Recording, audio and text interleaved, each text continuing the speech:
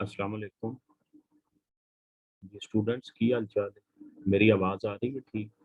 हाँ जी सर जी, आ रही है। अल्लाह का शुक्र है सर जी। हाँ जी तुसी सर। सुनाओ। जी ठीक।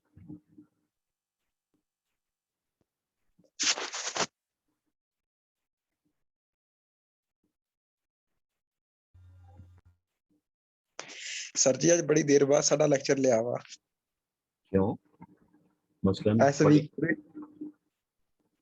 CSS का हाँ जी सर जी। बस उन्हें कहा कि CSS ਦੇ ਸਿਲੇਬਸ ਚੂੰਕਿ ਸ਼ਾਰਟ ਹੈ ਤੇ ਉਹ ਜ਼ਰਾ 2 ਦਿਨ ਕਰ ਲਓ ਹਫਤੇ ਚ ਤੇ PMS ਦਾ 4 दिन रहेगा। हो अच्छा जाएगा चलो सर। इंशाल्लाह, पूरा हो जाएगा सिलेबस। जी मैं शुरू करना।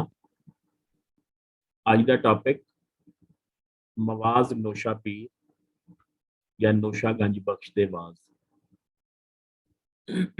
ਇਹਦੇ ਉੱਤੇ PMS CSS ਦੋਨਾਂ ਵਿੱਚ ਕੁਐਸਚਨ ਆਉਂਦਾ ਹੈ ਔਰ ਤਕਰੀਬਨ ਹਰ ਵਾਰੀ ਲਾਜ਼ਮੀ ਆਉਂਦਾ ਹੈ। CSS ਦਾ ਜਿਹੜਾ ਟਾਪਿਕ ਹੈ ਨੋਸ਼ਾ ਗੰਜ ਬਖਸ਼ ਦੇ ਵਾਜ਼, ਉਹਦੇ ਨਾਲ ਦੂਸਰਾ ਟਾਪਿਕ ਹੈ ਸੱਚੀ ਸਰਕਾਰ। ਹਰ ਵਾਰੀ ਇੱਕ ਵਾਰੀ ਸੱਚੀ ਸਰਕਾਰ ਦਿੰਦਾ, ਇੱਕ ਵਾਰੀ ਨੋਸ਼ਾ ਗੰਜ ਬਖਸ਼ ਦੇ ਵਾਜ਼ ਦਿੰਦਾ ਤੇ ਉਹਦੇ ਵਿੱਚੋਂ ਵੀ ਤਰੀਕਾਕਾਰ ਇਹ ਹੁੰਦਾ ਹੈ, ਕਦੀ 16 ਮਾਰਕਸ ਦਾ ਫੁੱਲ ਫਲੈਜ ਕੁਐਸਚਨ ਪੁੱਛ ਲੈਂਦਾ ਹੈ ਔਰ ਕਦੀ 8 ਨੰਬਰ ਦਾ ਸ਼ਾਰਟ ਕੁਐਸਚਨ ਪੁੱਛ ਲੈਂਦਾ ਹੈ, ਐਗਜ਼ਾਮੀਨਰ ਦੀ ਮਰਜ਼ੀ। ਇਸੇ ਤਰ੍ਹਾਂ PMS ਦੇ ਵਿੱਚ ਮੈਂ ਹੁਣੇ ਪੇਪਰ ਵੇਖ ਰਿਹਾ ਸੀ, 6 ਸਾਲ ਦੇ ਪੇਪਰ ਮੇਰੇ ਸਾਹਮਣੇ ਪਏ ਨੇ। ਇੱਕ ਵਾਰੀ ਛੱਡ ਕੇ ਯਾਨੀ ਇਹਨਾਂ 6 ਪੇਪਰਾਂ ਵਿੱਚੋਂ 1 ਸਾਲ ਛੱਡ ਕੇ ਹਰ ਵਾਰੀ ਇਹ ਵਾਲਾ 10 ਨੰਬਰ ਦਾ ਕੰਪਲਸਰੀ ਕੁਐਸਚਨ ਆਇਆ। ਸੋ ਇਹ ਜ਼ਿਹਨ ਵਿੱਚ ਰੱਖੋ ਕਿ ਇਹ ਲਾਜ਼ਮੀ ਸਵਾਲ ਹੈ ਜਿਹੜਾ PMS ਦੇ ਵਿੱਚ ਤਕਰੀਬਨ ਜ਼ਰੂਰ ਆਉਂਦਾ ਹੈ। ਨਾਲ ਦੂਸਰਾ ਪੱਕੀ ਰੋਟੀ ਹੈ, ਉਹ ਥੋੜਾ ਆਇਆ, ਇੱਕ ਅੱਧੀ ਵਾਰੀ ਆਇਆ ਸਿਰਫ, ਲੇਕਿਨ ਨੋਸ਼ਾ ਗੰਜ ਬਖਸ਼ ਦੇ ਵਾਜ਼ ਲਾਜ਼ਮੀ ਆਉਂਦਾ ਹੈ ਔਰ ਇਹਨੂੰ ਉਹ ਕਰ ਵੀ ਲਾਜ਼ਮੀ ਦਿੰਦਾ ਹੈ, ਕੰਪਲਸਰੀ ਕੁਐਸਚਨ ਕਰ ਦਿੰਦਾ ਹੈ। ਯਾਨੀ ਨਸਰ ਵਾਲਾ ਪਾਰਟ 2 ਪੇਪਰ ਜਿਹੜਾ ਹੈ PMS ਦਾ, ਉਹਦੇ ਵਿੱਚ 4 ਸਵਾਲ ਦਿੰਦਾ ਹੈ, ਲੇਕਿਨ ਨਾਲ ਲਿਖ ਦਿੰਦਾ ਹੈ ਕਿ ਸਵਾਲ ਨੰਬਰ 1 ਪਾਰਟ 2 ਦਾ ਸਵਾਲ ਨੰਬਰ 1 ਜ਼ਰੂਰੀ ਹੈ, ਲਾਜ਼ਮੀ। ਔਰ ਬਾਕੀ 3 ਹੁੰਦੇ ਨੇ ਉਹ ਜਿਹੜੇ ਨੇ ਅਫਸਾਨੇ, ਡਰਾਮੇ, ਨਾਵਲ, ਉਹਨਾਂ ਵਿੱਚੋਂ ਕੋਈ 2 ਕੁਐਸਚਨ ਅਟੈਂਪਟ ਕਰਨੇ ਹੁੰਦੇ ਨੇ। ਸੋ ਇੰਜ ਸਮਝ ਲਵੋ ਕਿ ਅੱਜ ਵਾਲਾ ਟਾਪਿਕ ਜਿਹੜਾ ਹੈ ਨਾ, ਇਹ ਕੋਈ 95% ਚਾਂਸਸ ਹੁੰਦੇ ਨੇ PMS ਵਿੱਚ ਵੀ ਤੇ CSS ਵਿੱਚ ਵੀ ਆਉਣ ਦੇ। ਸੋ ਅਹਿਮ ਟਾਪਿਕ ਹੈ। ਦੂਸਰੀ ਚੀਜ਼ ਇਸ ਟਾਪਿਕ ਦੇ ਹਵਾਲੇ ਨਾਲ ਹਰ ਵਾਰੀ ਕੁਐਸਚਨ ਨੂੰ ਥੋੜਾ ਬਹੁਤ ਘੁਮਾ ਫਿਰਾ ਕੇ ਪੁੱਛਦਾ ਹੈ, ਇੱਕੋ ਜਿਹਾ ਕੁਐਸਚਨ ਕਦੀ ਵੀ ਨਹੀਂ ਆਇਆ। ਇਹਦੇ ਚੋਂ ਸਭ ਤੋਂ ਇੱਕ ਸਾਦਾ ਅੰਦਾਜ਼ ਕੁਐਸਚਨ ਪੁੱਛਣ ਦਾ, ਨੋਸ਼ਾ ਗੰਜ ਬਖਸ਼ ਦੇ ਵਾਜ਼ਾਂ ਦਾ ਤਨਕੀਦੀ ਜਾਇਜ਼ਾ ਪੇਸ਼ ਕਰੋ। दूसरा क्वेश्चन, नोशा गंज बख्श दे वाज़ां दा फिक्री, फनी ते लिसानी जायजा पेश करो। फिकर विच 6 वाज ने टोटल, फिकर विच 6 वाज़ां दा खुलासा, फन दे विच या तनकीद दे विच वो कोई 7-8 पॉइंट्स बनाए हुए ने, इन्हां दियां खूबियां खामियां दसियां ने कि किस किस्म दा इन्हां दा असलूब या स्टाइल है। और तीसरे नंबर ते लिसानी, किताब दे विच लास्ट उत्ते कोई एक पेज लिखिया है, वो इन्हां दी लिंग्विस्टिक्स दे हवाले नाल कि ज़बान किस किस्म दी ਇਹਦੇ ਵਿੱਚ ਇਸਤੇਮਾਲ ਕੀਤੀ ਗਈ। ਇਸੇ ਤਰ੍ਹਾਂ ਬਾਜ਼ੂਕਾਤ ਪੁੱਛ ਲੈਂਦਾ ਹੈ ਨੋਸ਼ਾ ਗੰਜ ਬਖਸ਼ ਦੇ ਵਾਜ਼ਾਂ ਦਾ ਸਿਰਫ ਫਿਕਰੀ ਜਾਇਜ਼ਾ ਪੇਸ਼ ਕਰੋ ਤੇ ਤੁਸੀਂ ਸਿਰਫ ਮੌਜ਼ੂਆਤ ਬਿਆਨ ਕਰੋਗੇ। ਬਾਜ਼ੂਕਾਰੀ ਪੁੱਛ ਲੈਂਦਾ ਸਿਰਫ ਫਨੀ ਜਾਇਜ਼ਾ ਪੇਸ਼ ਕਰੋ ਤੇ ਤੁਸੀਂ ਸਿਰਫ ਉਹ ਫਨੀ ਵਾਲੇ 5-6 ਪੁਆਇੰਟਸ ਜਿਹੜੇ ਨੇ ਉਹ ਕਰੋਗੇ। ਇਹ ਲਾਸਟ ਟਾਈਮ ਜਿਹੜਾ ਕੁਐਸਚਨ 20 ਵਿੱਚ ਆਇਆ ਉਹਦੇ ਚ ਉਹਨੇ ਪੁੱਛਿਆ ਸੀ ਕਿ ਦੂਜੇ ਤੇ ਤੀਜੇ ਵਾਜ਼ ਦਾ ਮੌਜੂ ਕੀ ਹੈ, ਰੋਸ਼ਨੀ ਪਾਓ। ਤੇ ਜੀ ਗੁਜ਼ਾਰਿਸ਼ ਯਾਦ ਰੱਖੋ स्टूडेंट्स ਨੂੰ ਇਹ ਲੈਂਥੀ ਕੁਐਸਚਨ ਹੈ, ਅਗਰ ਤੇ ਫੁੱਲ ਆ ਜਾਏ ਤੇ ਠੀਕ ਹੈ ਉਹ ਸਾਰਾ ਹੀ ਲਿਖ ਦਿੱਤਾ ਜਾਏਗਾ, ਲੇਕਿਨ ਉਹਦੇ ਵਿੱਚ ਵੀ ਇਹਨੂੰ ਕੰਸਾਈਜ਼ ਕਰਨਾ ਜ਼ਰਾ ਮੁਸ਼ਕਲ ਹੁੰਦਾ ਹੈ ਕੁਐਸਚਨ। ਤੇ ਅਗਰ ਉਹ ਵੈਸੇ ਹੀ ਸਪੈਸੀਫਿਕ ਕੋਈ ਪੁੱਛ ਲੇ, ਖਾਲੀ ਫਿਕਰੀ, ਖਾਲੀ ਫਨੀ ਜਾਂ ਖਾਲੀ ਦੂਸਰੇ ਤੀਸਰੇ ਵਾਜ਼ ਦਾ ਜਾਇਜ਼ਾ ਜਾਂ ਖਾਲੀ ਨੋਸ਼ਾ ਗੰਜ ਬਖਸ਼ ਦੇ ਵਾਜ਼ਾਂ ਦਾ ਅਸਲੂਬ ਬਿਆਨ ਕਰੋ, ਤੇ ਫਿਰ ਵੀ ਕੁਐਸਚਨ ਹੈ ਸਾਰਾ ਹੀ ਤਕਰੀਬਨ ਲਿਖਿਆ ਜਾਏਗਾ ਲੇਕਿਨ ਸ਼ਾਰਟ ਹੋ ਜਾਏਗਾ। ਇਹਦੇ ਵਿੱਚੋਂ ਸਪੈਸ਼ਲੀ ਪਹਿਲਾ ਤਾਰਫ ਵਾਲਾ ਪੁਆਇੰਟ, ਦੂਸਰੇ ਨੰਬਰ ਤੇ ਨੋਸ਼ਾ ਗੰਜ ਬਖਸ਼ ਦੀਆਂ ਵਾਜ਼ ਤੇ ਹੋਰ ਲਿਖਤਾਂ, ਇਹ ਵਾਲਾ। ਤੀਸਰੇ ਨੰਬਰ ਤੇ ਵਾਜ਼ ਦੀ ਡੈਫੀਨੇਸ਼ਨ, ਚੌਥੇ ਨੰਬਰ ਤੇ ਵਾਜ਼ਾਂ ਦੀ ਅਹਿਮੀਅਤ ਤੇ ਮਕਸਦ। ਇਹ ਅਸਲ ਵਿੱਚ 4 ਪੁਆਇੰਟਸ ਸ਼ੁਰੂ ਵਿੱਚ ਦੇਣ ਦਾ ਮਕਸਦ ਹੈ ਵੇ ਕਿ ਇਹ ਸਾਰੇ ਜਿਸ ਵੀ ਪੁਆਇੰਟ ਆਫ ਵਿਊ ਨਾਲ, ਜਿਸ ਵੀ ਐਂਗਲ ਨਾਲ ਕੁਐਸਚਨ ਪੁੱਛ ਲਏ, ਉਹਨਾਂ ਸਾਰਿਆਂ ਦੇ ਸ਼ੁਰੂ ਵਿੱਚ ਇਹ ਲਿਖਿਆ ਜਾ ਸਕਦਾ ਹੈ। ਸਟੂਡੈਂਟ ਕੀ ਕਰਦਾ, ਸਟੂਡੈਂਟ ਨੂੰ ਉਹਨੇ ਕਿਹਾ ਹੈ ਨਾ ਅਗਰ ਫਿਕਰੀ ਜਾਇਜ਼ਾ ਲਿਖੋ, तो वह फिक्री जायजे की हैडिंग देता और पहला आवाज लिख के लिखना शुरू कर देता है। बिल्कुल गलत तरीका है। जो तक सिर क्वेश्चन का कोई सिर पैर ना होगा उस वेले तक ਤੁਸੀਂ ਕਦੀ ਅੱਛੇ ਨੰਬਰ ਨਹੀਂ ਲੈ ਸਕਦੇ। ਤੁਸੀਂ ਸਟਾਰਟ ਨਹੀਂ ਲਿਖਦੇ, ਤੁਸੀਂ ਇੰਟਰੋਡਕਸ਼ਨ ਨਹੀਂ ਲਿਖਦੇ, ਤੁਸੀਂ ਐਂਡ ਵਿੱਚ ਕਨਕਲੂਜਨ ਮੁਕਤੀ ਗੱਲ ਨਹੀਂ ਲਿਖਦੇ, ਤੁਸੀਂ ਖਾਲੀ ਫਿਕਰੀ ਜਾਇਜ਼ਾ ਉਹਨੇ ਪੁੱਛਿਆ ਔਰ ਇੱਥੋਂ ਫਿਕਰੀ ਜਾਇਜ਼ਾ ਸ਼ੁਰੂ ਕਰ ਦਿਓ ਵਿੱਚ 6 ਪੁਆਇੰਟਸ ਲਿਖਦੇ ਹੋ, ਕਦੀ ਵੀ ਅੱਛੇ ਨੰਬਰ ਨਹੀਂ ਮਿਲਣਗੇ। ਇਸੇ ਤਰ੍ਹਾਂ ਉਹਨੇ ਕਿਹਾ ਜੀ ਵਾਜ਼ਾਂ ਦੀਆਂ ਫਨੀ ਖੂਬੀਆਂ ਜਾਂ ਤਨਕੀਦੀ ਜਾਇਜ਼ਾ ਪੇਸ਼ ਕਰੋ, ਤੁਸੀਂ ਡਾਇਰੈਕਟ ਇੱਥੋਂ ਲਿਖਦੇ ਹੋ, ਪਿਛਲਾ ਸਾਰਾ ਛੱਡ ਦਿਓ, ਅੱਛੇ ਨੰਬਰ ਕਦੀ ਵੀ ਨਹੀਂ ਮਿਲਣਗੇ। ਇਸੇ ਤਰ੍ਹਾਂ ਲਾਸਟ ਵਿੱਚ ਇਹਦਾ ਇੱਕ ਪੁਆਇੰਟ ਹੈ ਲਿਸਾਨੀ ਜਾਇਜ਼ਾ, ਵਾਜ਼ਾਂ ਦੀ ਲਿਸਾਨੀ ਅਹਿਮੀਅਤ। ਹੁਣ ਖਾਲੀ ਇਹ ਵੀ ਉਹਨੇ ਪੁੱਛਿਆ ਹੋਇਆ ਹੈ, ਯਾਨੀ 10 ਨੰਬਰ ਦਾ ਕੁਐਸਚਨ ਹੁੰਦਾ ਹੈ ਪੀਐਮਐਸ ਦੇ ਵਿੱਚ, ਇਹ ਵੀ ਜ਼ਿਹਨ 'ਚ ਰੱਖਣਾ। ਸੀਐਸਐਸ ਵਿੱਚ ਉਹਦੀ ਮਰਜ਼ੀ ਹੈ 16 ਨੰਬਰ ਦਾ ਪੁੱਛ ਲੈ ਜਾਂ 8 ਨੰਬਰ ਦਾ ਪੁੱਛ ਲੈ, ਪੀਐਮਐਸ ਦੇ ਵਿੱਚ ਸਿਰਫ 10 ਨੰਬਰ ਦਾ ਹਰ ਵਾਰੀ ਇਹ ਹੁੰਦਾ ਹੈ। ਹੁਣ 10 ਨੰਬਰ ਵਾਸਤੇ ਹੈ ਲਿਸਾਨੀ ਅਹਿਮੀਅਤ ਹੈ ਸਿਰਫ ਇੱਕ ਸਫਾ ਹੈ, ਇਹ ਕਦੀ ਵੀ ਤੁਹਾਡਾ ਨਾ ਉਹ ਪੂਰਾ ਨਹੀਂ ਹੋਏਗਾ। ਲਿਹਾਜ਼ਾ ਇਹਦੇ ਸ਼ੁਰੂ ਵਿੱਚ ਵੀ ਉਹ 3-4 ਪੁਆਇੰਟਸ ਜ਼ਰੂਰ ਲਿਖੇ ਜਾਣਗੇ ਔਰ ਅਖੀਰ ਵਿੱਚ ਇਹ ਮੁੱਕਦੀ ਗੱਲ ਜ਼ਰੂਰ ਲਿਖੀ ਜਾਏਗੀ। ਸੋ ਇਹ ਇਸ ਕੁਐਸਚਨ ਨੂੰ ਅਟੈਂਪਟ ਕਰਨ ਦਾ ਤਰੀਕਾ ਹੈ, ਇਹਦੇ ਮੁਤਾਬਿਕ ਤੁਸੀਂ ਇਹਨੂੰ ਅਟੈਂਪਟ ਕਰਨਾ। ਅਸੀਂ ਇਹਨੂੰ ਡਿਸਕਸ ਕਰਨੇ ਆ, ਐਂਡ ਵਿੱਚ ਫਿਰ ਸਵਾਲ ਜਵਾਬ ਹੋਣਗੇ। ਮੈਂ ਸ਼ੁਰੂ ਕਰਨਾ ਮਵਾਜ਼ ਨੋਸ਼ਾ ਗੰਜ ਬਖਸ਼, ਮਵਾਜ਼ ਨੋਸ਼ਾ ਪੀਰ। ਅਸਲ ਵਿੱਚ ਇਹ ਲਫ਼ਜ਼ ਹੈ ਵਾਜ਼, ਔਰ ਵਾਜ਼ ਦੀ ਜਮਾ ਫਾਰਸੀ ਵਿੱਚ ਬਣਾਈ ਜਾਂਦੀ ਹੈ, ਉਰਦੂ ਵਿੱਚ ਬਣਾਉਂਦੇ ਨੇ ਮਵਾਜ਼, ਲੇਕਿਨ ਪੰਜਾਬੀ ਵਿੱਚ ਅਸੀਂ ਇਹਦੀ ਜਮਾ ਬਣਾਉਂਦੇ ਆ ਵਾਜ਼ਾਂ, ਯਾਨੀ ਨੋਸ਼ਾ ਗੰਜ ਬਖਸ਼ ਦੇ ਵਾਜ਼ਾਂ ਦਾ ਫਿਕਰੀ ਫਨੀ ਤੇ ਲਿਸਾਨੀ ਜਾਇਜ਼ਾ ਪੇਸ਼ ਕਰੋ। ਤਾਰਫ ਵੇਖੋ ਜੀ, ਸਭ ਤੋਂ ਪਹਿਲੇ ਇਹ ਤੁਸੀਂ ਸਾਰਿਆਂ ਵਿੱਚ ਲਾਜ਼ਮੀ ਪੁਆਇੰਟ ਬਣਾਉਣਾ ਹੈ, ਜਰਨਲ ਪੁਆਇੰਟ ਹੋਏਗਾ ਔਰ ਇਹ ਜ਼ਰੂਰ ਲਿਖਣਾ ਹੈ। ਸਮਝੋ ਇਹਦੇ ਬਗੈਰ, ਤਾਰਫ ਤੋਂ ਬਗੈਰ, ਇੰਟਰੋਡਕਸ਼ਨ ਤੋਂ ਬਗੈਰ ਕੁਐਸਚਨ ਨਾ ਮੁਕੰਮਲ ਹੈ, ਚਾਹੇ ਜਿਸ ਮਰਜ਼ੀ ਪੁਆਇੰਟ ਆਫ ਵਿਊ ਨਾਲ ਉਹਨੇ ਸਵਾਲ ਪੁੱਛਿਆ ਹੋਵੇ। ਪੰਜਾਬੀ ਕਦੀਮ ਜ਼ਬਾਨ ਹੈ, ਇਹਦੀਆਂ ਜੜ੍ਹਾਂ ਦਰਾਵੜਾਂ ਤੇ ਆਰੀਆਂ ਦੇ ਆਉਣ ਤੋਂ ਵੀ ਪਹਿਲਾਂ ਮੁਕਾਮੀ ਤੌਰ ਤੇ ਆਬਾਦ ਮੁੰਡਾ ਜਾਂ ਮੁੰਡਾਰੀ ਕਬਾਇਲ ਦੀ ਵਸੋਂ ਵਿੱਚੋਂ ਟੁੱਟਦੀਆਂ ਨੇ। ਇਹ ਅਸੀਂ ਆਪਣੇ ਲਿਸਾਨੀਆਤ ਵਾਲੇ ਟਾਪਿਕ ਪੜ੍ਹਾਂਗੇ ਤੇ ਉਹਦੇ ਵਿੱਚ ਡਿਸਕਸ ਕਰਾਂਗੇ, ਉਹਦੇ ਤੁਹਾਨੂੰ ਸਾਰਾ ਦੱਸਾਂਗਾ ਕਿ ਮੁੰਡਾ ਮੁੰਡਾਰੀ ਕਬਾਇਲ ਕੀ ਸੀ। ਪੰਜਾਬੀ ਜ਼ਬਾਨ ਦਾ ਸਭ ਤੋਂ ਪਹਿਲਾ ਸ਼ਾਇਰ ਸਾਡਾ ਕਲਾਸੀਕਲ ਪਾਰਟ ਜਿਹੜਾ ਸੀ ਉਹਦੇ 'ਚ ਅਸੀਂ ਬਾਬਾ ਫਰੀਦ ਸਭ ਤੋਂ ਪਹਿਲਾ ਸ਼ਾਇਰ ਹੈ, ਜਿਹਦੇ ਤੋਂ ਪੰਜਾਬੀ ਸ਼ਾਇਰੀ ਦਾ ਆਗਾਜ਼ ਹੁੰਦਾ ਹੈ ਔਰ ਉਹਨਾਂ ਦੀ ਸ਼ਾਇਰੀ ਸਾਡੇ ਕੋਲ ਮੌਜੂਦ ਹੈ। ਲੇਕਿਨ ਯਾਦ ਰੱਖੋ ਦੁਨੀਆ ਦੀ ਹਰ ਜ਼ਬਾਨ ਵਿੱਚ, ਚਾਹੇ ਉਹ ਅਰਬੀ ਹੈ, ਚਾਹੇ ਉਹ ਐਬਰੋ ਇਬਰਾਨੀ ਜ਼ਬਾਨ ਹੈ, ਅੰਗਰੇਜ਼ੀ ਹੈ, ਦੁਨੀਆ ਦੀਆਂ ਜਿੰਨੀਆਂ ਵੀ ਫਰਾਂਸੀਸੀ ਹੈ ਵੱਡੀਆਂ ਜ਼ਬਾਨਾਂ ਨੇ, ਉਹਨਾਂ ਵਿੱਚ ਹਮੇਸ਼ਾ ਸ਼ਾਇਰੀ ਪਹਿਲੇ ਸ਼ੁਰੂ ਹੁੰਦੀ। ਸੇਮ ਉਸੇ ਤਰ੍ਹਾਂ ਪੰਜਾਬੀ ਵਿੱਚ ਵੀ ਸ਼ਾਇਰੀ ਦਾ ਆਗਾਜ਼ ਔਰ ਜਿਹੜਾ ਸਾਡੇ ਕੋਲ ਮੌਜੂਦ ਰਿਕਾਰਡ ਹੈ ਉਹ 800 ਸਾਲ ਪਹਿਲੇ ਦੀ ਬਾਬਾ ਫਰੀਦ ਦੀ ਸ਼ਾਇਰੀ ਹੈ। ਲੇਕਿਨ ਦੁਨੀਆ ਦੀ ਬਾਕੀ ਜ਼ਬਾਨਾਂ ਤਰ੍ਹਾਂ ਜਿਨ੍ਹਾਂ ਵਿੱਚ ਲਿਟਰੇਚਰ ਔਰ ਅਦਬ ਮੌਜੂਦ ਹੈ, ਨਸਰ ਬਹੁਤ ਬਾਅਦ ਵਿੱਚ ਲਿਖੀ ਗਈ। ਸੋ ਸਾਡੇ ਕੋਲ ਜਿਹੜਾ ਨਸਰੀ ਨਮੂਨਾ ਨੇ ਉਹ ਨੋਸ਼ਾ ਗੰਜ ਬਖਸ਼ ਦੇ ਵਾਜ਼ ਨੇ, ਜਿਹੜੇ ਹੁਣ ਤੱਕ ਦਰਿਆਫਤਸ਼ੁਦਾ ਪੰਜਾਬੀ ਨਸਰ ਦਾ ਸਭ ਤੋਂ ਪੁਰਾਣਾ ਨਮੂਨਾ ਨੇ। ਮੇ ਬੀ ਅੱਗੇ ਕੱਲ ਨੂੰ ਕੋਈ ਹੋਰ ਮਜ਼ੀਦ ਦਰਿਆਫਤ ਹੋ ਜਾਏ ਚੀਜ਼ ਇਸ ਤੋਂ ਵੀ ਪੁਰਾਣੀ, ਲੇਕਿਨ ਫਿਲਹਾਲ ਇਹ ਨੇ। ਔਰ ਜਦੋਂ ਤੱਕ ਆਵਾਜ਼ ਦਰਿਆਫਤ ਨਹੀਂ ਸੀ ਹੋਏ, ਸਾਡੇ ਸਾਹਮਣੇ ਨਹੀਂ ਸੀ ਆਏ, ਉਸ ਤੋਂ ਪਹਿਲੇ ਪੰਜਾਬੀ ਨਸਰ ਦੀ ਤਾਰੀਖ ਸਿਰਫ 250 ਸਾਲ ਪੁਰਾਣੀ ਸੀ, ਯਾਨੀ ਐਸੀਆਂ ਕਿਤਾਬਾਂ ਸੀ ਜਿਹੜੀਆਂ 250 ਸਾਲ ਪਹਿਲੇ ਲਿਖੀਆਂ ਗਈਆਂ। ਫਿਰ ਆਵਾਜ਼ ਕਿਸੇ ਨੇ ਲੱਭੇ, ਛਪਵਾਏ ਤੇ ਪੰਜਾਬੀ ਨਸਰ ਦੀ ਤਾਰੀਖ 150 ਸਾਲ ਮਜ਼ੀਦ ਪਿੱਛੇ ਚਲੀ ਗਈ, ਕਿਉਂਕਿ ਨੋਸ਼ਾ ਗੰਜ ਬਖਸ਼ ਜਿਹੜੇ ਸੀ ਉਹਨਾਂ ਦਾ ਜ਼ਮਾਨਾ 400 ਸਾਲ ਪਹਿਲੇ ਦਾ ਸੀ। ਇਸ ਤਰ੍ਹਾਂ ਇਹਨਾਂ ਆਵਾਜ਼ਾਂ ਦੀ ਖਾਸ ਗੱਲ ਕੀ ਹੈ, ਤੁਹਾਡੇ ਸਿਲੇਬਸ 'ਚ ਕਿਉਂ ਸ਼ਾਮਿਲ ਨੇ? ਇਹ ਜਿਹੜੇ ਨੋਸ਼ਾ ਗੰਜ ਬਖਸ਼ ਸਾਹਿਬ ਨੇ ਅੱਛੇ ਪੋਇਟ ਵੀ ਨੇ, ਇਹਨਾਂ ਦੇ ਦੀਵਾਨ ਮੌਜੂਦ ਨੇ ਸ਼ਾਇਰੀ ਦੇ, ਲੇਕਿਨ ਸ਼ਾਇਰੀ ਇਹਨਾਂ ਦੀ ਇੰਨੀ ਅਹਿਮ ਨਹੀਂ ਹੈ ਕਿ ਉਹ ਬਾਕੀ ਕਲਾਸੀਕੀ ਸ਼ਾਇਰੀ ਜਿਹੜੀ ਹੈ ਸਾਡੀ ਉਹਦੇ ਨਾਲ ਸਟੈਂਡ ਕਰ ਸਕੇ, ਜਾਂ ਇੰਜ ਕਹਿ ਲਵੋ ਕਿ ਇਹਨਾਂ ਦੀ ਜਿਹੜੀ ਨਸਰੀ ਹੈਸੀਅਤ ਹੈ ਉਹ ਬਾਕੀਆਂ ਨਾਲੋਂ ਜ਼ਿਆਦਾ ਸੀ। ਇਸ ਵਾਸਤੇ ਇਹਨਾਂ ਨੂੰ ਬਤੌਰ ਸ਼ਾਇਰ ਤੁਹਾਡੇ ਸਿਲੇਬਸ ਵਿੱਚ ਸ਼ਾਮਿਲ ਨਹੀਂ ਕੀਤਾ ਗਿਆ, ਬਲਕਿ ਬਤੌਰ ਨਸਰ ਨਿਗਾਰ ਇਹਨਾਂ ਦੇ ਵਾਜ਼ ਤੁਹਾਡੇ ਸਿਲੇਬਸ ਵਿੱਚ ਸ਼ਾਮਿਲ ਕੀਤੇ ਗਏ ਨੇ। ਕਿਉਂ? ਕਿਉਂਕਿ ਇਹ ਪੰਜਾਬੀ ਨਸਰ ਦਾ ਸਭ ਤੋਂ ਕਦੀਮ ਨਮੂਨਾ ਨੇ। ਅੱਛਾ ਜੀ, ਵਾਜ਼ ਟੋਟਲ 6 ਨੇ ਔਰ ਇਹਨਾਂ ਵਾਜ਼ਾਂ ਦੀ ਵਜ੍ਹਾ ਤੋਂ ਪੰਜਾਬੀ ਨਸਰ ਦੀ ਕਦਾਮਤ ਨੇੜੇ ਤੇੜੇ ਯਾਨੀ ਲਗਭਗ 400 ਵਰਿਆਂ ਤੱਕ ਪਹੁੰਚ ਜਾਂਦੀ ਹੈ। ਨੋਸ਼ਾ ਗੰਜ ਬਖਸ਼ ਦੇ ਵਾਜ਼ਾਂ ਦਾ ਤਾਰਫ, ਫਨੀ ਤੇ ਫਿਕਰੀ ਜਾਇਜ਼ਾ ਦਰਜ ਜਾਏਗਾ। ਅੱਛਾ ਜੀ, ਇਹ ਉਸੇ ਤਰ੍ਹਾਂ ਹੀ ਇਹ ਚੀਜ਼ਾਂ ਨਹੀਂ ਲਿਖਣੀਆਂ, ਇਹ ਆਬਜੈਕਟਿਵ ਵਾਸਤੇ ਹੋਣਗੀਆਂ। ਮੈਂ ਪਹਿਲੇ ਟਾਪਿਕ ਤੇ ਤੁਹਾਨੂੰ ਦੱਸਦਾ ਆ ਰਿਹਾ ਹਾਂ। ਹਾਜੀ ਮੁਹੰਮਦ ਇਹਨਾਂ ਦਾ ਅਸਲ ਨਾਂ ਸੀ, ਹਾਜੀ ਮੁਹੰਮਦ।